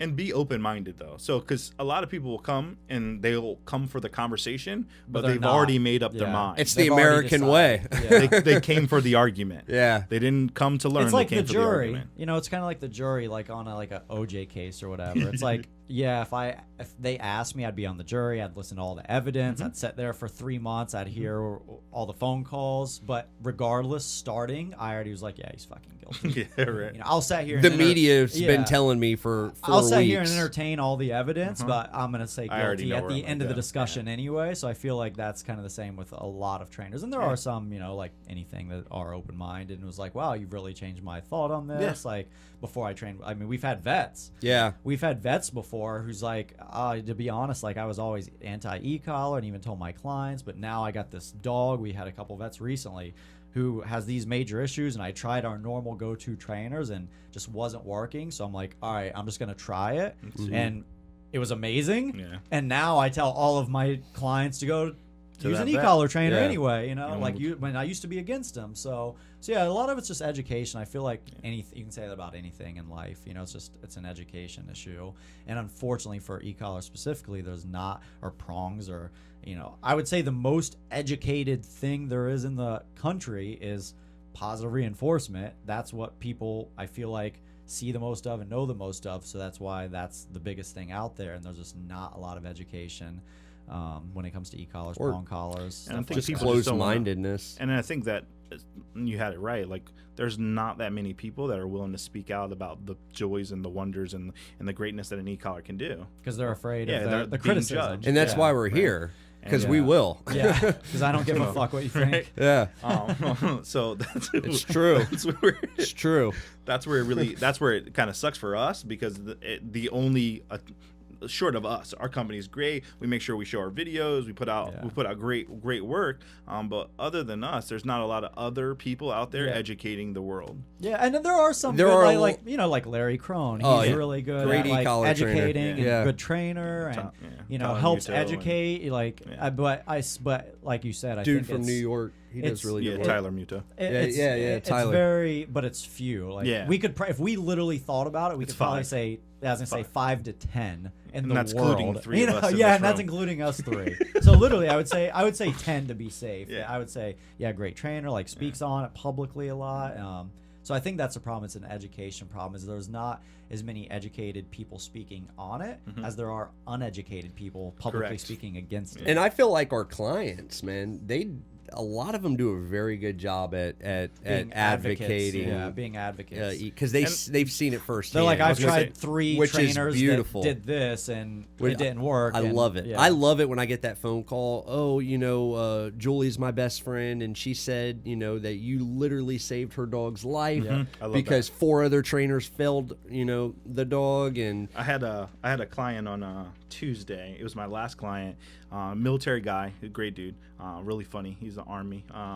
He showed up on time, but his wife or girlfriend had the dog, and she was like stuck in traffic. And I was like, "You got 10 minutes, and then after that, I can't. It's your first lesson." yeah, you need the whole. Yeah. But he's there, and we're talking, and he starts telling me about his dog and how his dog's aggressive, and how he did a consultation, and they said you got to muzzle your dog, and your dog has to wear the muzzle. And I'm like, all right, you're piquing my interest, right? So she shows up 35 minutes late, right? And I'm like, let's train anyway. Right? Just because of the dog, Yeah, right? you're- So it's little things like that you're where you're like, excited, challenge yeah. accepted. Yeah, no, and that's, And the dog did great with no muzzle. Yeah, and that's one of the beautiful parts about our job is we're able to change these dogs' lives every day. In a lot of cases, literally save their lives. Oh, And that dog was previously trained, and not to say because the dad can do it. He was previously trained before they got him on a prong collar, but the mom can't do it. Right? Because her timing is horrible, yeah. and then the dog's already seated within the prong before she can do anything. So dog's just dragging her down the road. And a great point, I think, is pretty awesome because a lot of people are so surprised. I'm actually on the board of directors for the Prince William County Humane Society. That's weird. Yeah, because they're a big advocate. It's a humane of, society. yeah, How could you be on because there? they're a big advocate of our training. Yes. Because they've seen dogs that came out of their shelter. Firsthand. Yeah, they've seen firsthand, like, yeah, when this dog left our shelter, we're like, oh, this dog's going to be back. Like, this dog's a nightmare. There's no way these owners are going to keep it. And then they tell us, because I'm on the board, they tell, you know, people adopting the dogs, like, hey, we recommend use them. They give you a big discount. And they brought one of And- their dogs to us. Yeah, One they of the brought a personal dog to help get fixed. Yeah, we do it a lot in Charlottesville. Like dogs that can't be adopted out. They've been in the shelter like 2 years or a year and a half. And Brant, my trainer out in Charlottesville, will take them in for 2 weeks, make them amazing, and we post the before and after video on YouTube and say this dog's up for adoption. And that dog that's been sitting there for 2 years is now like adopted in a week. Yeah, because they're like, oh, I gotta have that dog. I got a Yeah. free, amazingly trained dog. Yeah. So yeah, I think it's always funny when people's like, oh, it's inhumane. I'm like, oh, well, tell the Humane Society that I'm on the board of that. Or local SPCAs, which we work Yeah. with here very closely with. I mean, these are organizations. It's because it's educated people. Yes. That's the difference. It's educated people. It's Yep. people that see tons of dogs and problems, and they see different solutions or lack of, and they're educated and well-rounded. That's why I think that's the difference is education. Yep. So a lot of it is, as Nick. Shauna, she's a what's for PG County. She does animal control. Animal control, yeah. And she brings, and we trained her A dog. ton of referrals from there, yeah. It's so- like because she sees dogs bailing all the time and getting Her personal out and- aggressive dog. We Yeah, made she brought better. her aggressive dog. And yeah. now he's like buddies with all the trainers because they come and do tracking. And our first response is like, just don't ignore. He'll ignore him if he likes you. He likes you. Yeah. And he comes up to every person now. Now he's like a happy-go-lucky. therapy dog. Yeah, does dock diving and everything. Yeah. And no problems. Only because of the leadership. Yep. And we've E-collar. spent obviously more time on the e-collar than we have the rest of the tools here. And the reason why is because we use e-collar. We're passionate about it. We believe it's a great tool. So we feel like because there's not that many advocates out there for it, that we owe it to that community. To the community, yeah. To the dog community. The dog not community. even the trainer. Yeah, no. The trainer community. Yeah. I mean, we don't even really care if other trainers are listening Yeah, to I this don't or give a not. shit. These are for these podcasts are for For the regular pet dog owners, owners, you yeah. know. So that's why we spend a lot of time on this because we want to be that advocate that says, look, yes, they can be used in a very shitty way and very inhumane Just way. like anything in the world. Yeah. Exactly. You can kill It's somebody like with a spoon. open up your Yeah. mind a little bit and listen to the good about it. And if you don't believe it, go watch the videos. The videos speak for themselves. Yeah, and the You know, testimonials if the dogs are shut down, their tail shouldn't be wagging. Yeah. So hold your trainer accountable. And that's what I always tell people is, compare the dogs before video to the after Yeah. video because that's the key. Is Oh, people's yeah. like, well, that dog looks skittish and nervous. I'm like, well, in the before video we say, hey, we just took in the 7th-month-old German Shepherd. He's brought here because he's very skittish and nervous, and now he still has some of those issues, but now it's controllable, it's manageable, he's reliable. And now. it's only been 2 weeks. Yeah. And now that's a really, really good point. So like German Shepherd I have that's going home this Saturday. His name's Chopper. This dude's awesome, right? I've seen a few of his videos. I think. He was very scared. He's very strong. So they didn't really take him a lot of places, right? But he was very, very, very strong. Loud noises, wind, like today, like all that stuff affects that him. shit scared me today. We were in DC, we were healing, and it's as loud as I've ever seen it, right? it's crazy. And the cars are going, and you can see in the video, and I love the video. It's going to be in his after video. The car goes off, the truck, and it's like psst, like that, and he goes, and then right back into heel. Yeah. All Where- right, I'm going with you. Where 2 weeks ago he'd have been fucking Gone. at the Gone. White House Yeah. by now. And it's not like I corrected him or anything. Like he was just like, "Oh, okay, you caught me It- off it guard, but taught it's him cool. to We're be doing stable. this. Yeah, we're doing this." Yeah, it teaches stability. I love and that's what I tell people, like, you got to compare the before to the after. If in the before video they look super motivated and excited and driven, then the after video they're shut down and Yeah. tails tucked and Something's fearful. wrong. That's different, but I'm like, you'll almost always see whatever the dog looked like before, they look like the same, which shows they're not. And that's what I tell everyone is every dog gets 100% better. If you're starting at a 0, you're going to be 100%. If you're starting at -40, you're Yeah, going to, you know what I yeah. mean? But there's going to be 100% It's a good way to look improvement at it. every single That's a dog good way you to work look with. at it. Yeah. It's like, he's still skittish and fearful, but now he can listen. It Yeah. can be controlled. And And the- now instead of bailing on you, he'll come. And Yeah. And the fact that it's only been 2 weeks, Yeah, just and it's been 14 days. continue Yeah, what it's we've ongoing. what we've instilled. And You know, as I always say, dogs are like people. It's ongoing training. I've never met a human ever in my life that says, all right, I'm 25 and I've learned everything I need to know about life, and I'm not going to learn anything else about finances, about life, about relationships. Like, I'm just done learning for the next 60 years. So it's kind of the same with dogs, as training should, even though you did a 14-day formal or official training, training should be a daily, ongoing thing in that dog's life for the rest. Like my dog, who we talked about earlier, he's 10 years old. When I go to open the door, I still make him do door manners. Yeah. When he comes in, I make him do door manners. When I feed him, I make him place on his dog bed. I set the bowl down, then release him. So it's ongoing. Like, Yeah, it's it a never journey, ends. not a Yeah. destination. Yeah, it never I like ends. that. It's deep. Man, write that one down, huh? Trademark. So these are only a few of the tools that we've touched on today. There are several more out there. And I'm sure we'll get into them at another show. It's just due to time we can't bring everything in. And then we'll even do These are the main ones. Yep. Yeah. And we'll even do the bowl test next show with the e-collars, Yeah. the shitty ones versus the ones we use. And so you guys can see for yourself. When you do that, do it. Check it out underwater too. Yeah. So like you probably should wear a rubber glove. No, just let him do and it then, without it. I but dunk it was and gonna then say, and thanks, set it off Danny. and see what happens. Dick. no, that's totally good because ours are waterproof, Yeah. and we tell our clients, hey, you can go swimming Swim, with it, and all Proof's that in the stuff. pudding, right? Yeah. So anyhow, hopefully you guys learned quite a bit today from at least They what all we've have covered. pros and cons. That's the key to They take really away. do. They got to be used properly. Just get educated. They all have pros and cons, and all of them, to maximize them, I would say, to maximize your time and efficiency in training, all of them require education. Yes, Yep, sir. Yes, sir. absolutely. Whether And- it's treats and giving a dog a hot dog, you can do it 7 days a week, as we said earlier, and fuck it all up, but you're not then maximizing the dog's training. Yeah. So all of them come with formal or informal education on your own, whatever the case may be, but that's the key for all of So them. that may be yours because I was getting ready to go around the table and ask for you guys to give one last piece of advice for the average pet owner out there who's considering options for dog training. I don't know if that would be yours.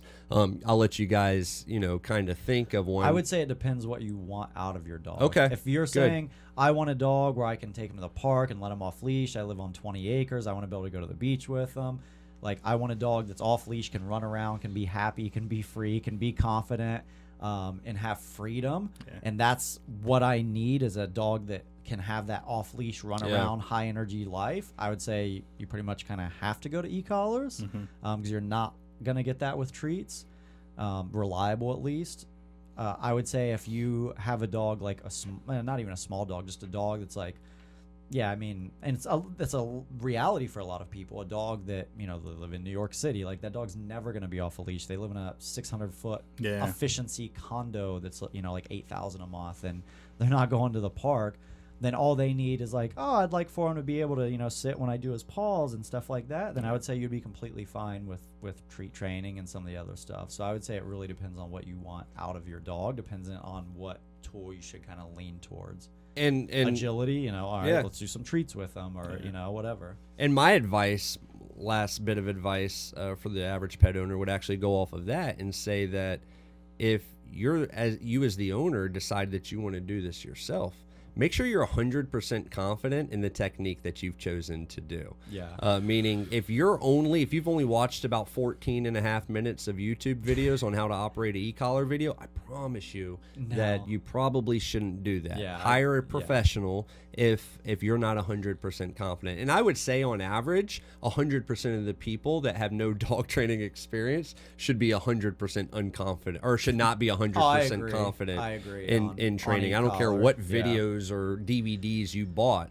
because it takes experience. It takes shadowing under Tons of somebody. dogs. I shadowed under these two guys, for a long time before I trained my own Tons of dog. dogs. So a lot of it is building experience, not just the knowledge. It is the experience mixed with knowledge. Danny, any last minute advice? I would say the same as him is education and being honest with yourself as far as what your expectations are, is picking the training style or group for yourself. Yeah. And then it would be a piggyback off of yours, and it would be consistency. Whatever you do, do it Yeah, you gotta be 100. consistent. Don't bounce around. The bouncing around creates confusion, and it's going to make your dog worse. Yeah. Not the training itself, but the mixed. Yeah, consistency in any training, Yeah. in any of the training systems is hugely important, just like the timing. Beautiful stuff. All right, so what do you have going on? Anything coming up that you want to talk about? I'm going to Lehigh Valley this week coming up. Okay. The 7th, 8th, 9th, to teach some of the trainers there tracking. So I'll be there for a few days. And then the first week of April, this is new. This is actually since our last podcast. The first week of April, I'm out in Sacramento, California, doing a UFC star Cody Garbrandt's dog. Love that. from- No love. It's gonna be sunny when we're yeah, there. so No love. so I'm excited about that in Sacramento. Cody is was the UFC champion, Awesome, Team Alpha dude. Male, Uriah Faber, all them. So I'm excited to be out there with him. And then I get back from that, and then I go to Auckland, New Zealand, to train 2 dogs for a family out there. Good So I'm stuff. there for 14 days, and then I get back from that, and then 2 weeks later I go to LA to do comedian actor Brian Callen's dog. Hilarious. So I'm really excited about Love that that 'cause he's guy. a fucking funny guy. Yeah. And yeah, that's it. Cool, man. Danny, anything coming up? Sacramento. Yes, I got a Sacramento with Nick. It's going to be out in the sun. I'm going to Texas to teach a detection course with our trainers down there. Nice. I think that's going to be in March. And then I'm going to Colorado the following month to teach some tracking and some detection, some Very cool. advanced detection stuff there. Very cool. Yeah. So as far as me, we have a lot of things going on. We have a lot of really cool guests coming in. Yeah. I believe we're taking next week off. But we're still gonna do a show. Maybe. I think so. Maybe. It Yeah, depends. right. I fly out Sunday, so we better Ah, hurry okay. up. But whether we do or we don't, when we come back from vacation, then we're gonna have Jeff Shedler in studio. We're gonna have Dawn Rabinowitz, like K9's, K9's on duty, She's a photographer. big police Yeah, photographer. she's a really nice person. She's Yeah. legit, man. Yeah. So we're gonna have both of those in We're studio. gonna have David from St. Logix. Oh, man, I the can't wait CEO for of that St. one. Bro, Logix. that dude's a genius. He's literally He's a literally a genius. Oh, he's a scientist. scientist. Yeah. Yeah, Listening he is a to genius. him talk is crazy. I can't wait. So we have him on. And then who else do we Gio have? Gonzalez from Gio the Washington Gonzalez. Nationals. Yeah, I just got off the phone with him a couple of days ago too. He's pumped about. need to get a He may be jersey. calling in, maybe coming in. It's hard to say. We're not sure yet. Either way, he's already committed. Yeah. So I'm holding him accountable. He's coming in, Yeah, he's one of my favorites. I need to get a jersey. and Shout out to Jersey. I'll let him know. And then we got a bunch other lined up, so we're super excited. I know we have JJ Sabris, which is a trainer out, I believe, in New. Was it St. Louis? I'm not sure. Yeah, I I don't don't want remember. to screw it up, but he's a really good trainer. He's going to call in next month, I believe. That's the guy that Chat with us for a burns little his bit. Stuff, right? What's that? That's the one. That Yeah, burned his stuff. yeah. Nah, You I don't know, want to get on his information, but yeah. yeah, you know JJ. Well, he will. Yeah, I can assure you that. It's his story. He should tell it. And then, yeah, so anyhow, we got a bunch of people coming on. We're super excited for the future episodes. Let's get into our show sponsors real fast. We want to thank DemonABiteSuits.com. Check those guys out on Facebook and their website. Cheapest prices on the internet for quality, good shit bite suits. Use Dog Show as your discount code to get an additional 10% off at checkout. And Sean has put it up on the screen for us right now. So thank you for that, Sean. And then they also do 6-month zero interest financing, which Nice. is super, super awesome. And then Flower of Life CBD, we are huge advocates of this company. I have their pet CBD product right here. Super awesome company, great products. We highly, highly recommend. You can also use discount code DOGSHOW for 10% off of your entire order with that as well, and their prices are already great. So thank you to the show sponsors. Appreciate you guys supporting us. Thank you to Sean as usual, running the boards and kind of holding us in line and accountable and making sure the show goes absolutely perfect, right, Sean? Yeah, absolutely. Absolutely. So thank you guys. Thank you, Mr. Danny Walker, Not a for coming problem, in not a today. problem. We're going to go work D2 still, Yeah, right? I yeah. feel like I'm being positively punished with the fucking heat that's in this studio Yeah, right it's now. warm. So so we're going to get out of here, and we will see you guys next week. The Dog Show. With Nick and Joe. And Danny. Hey, Danny. I like that. Almost missed it. Saved by the bell. The Dog Show. Oh, yeah. And that's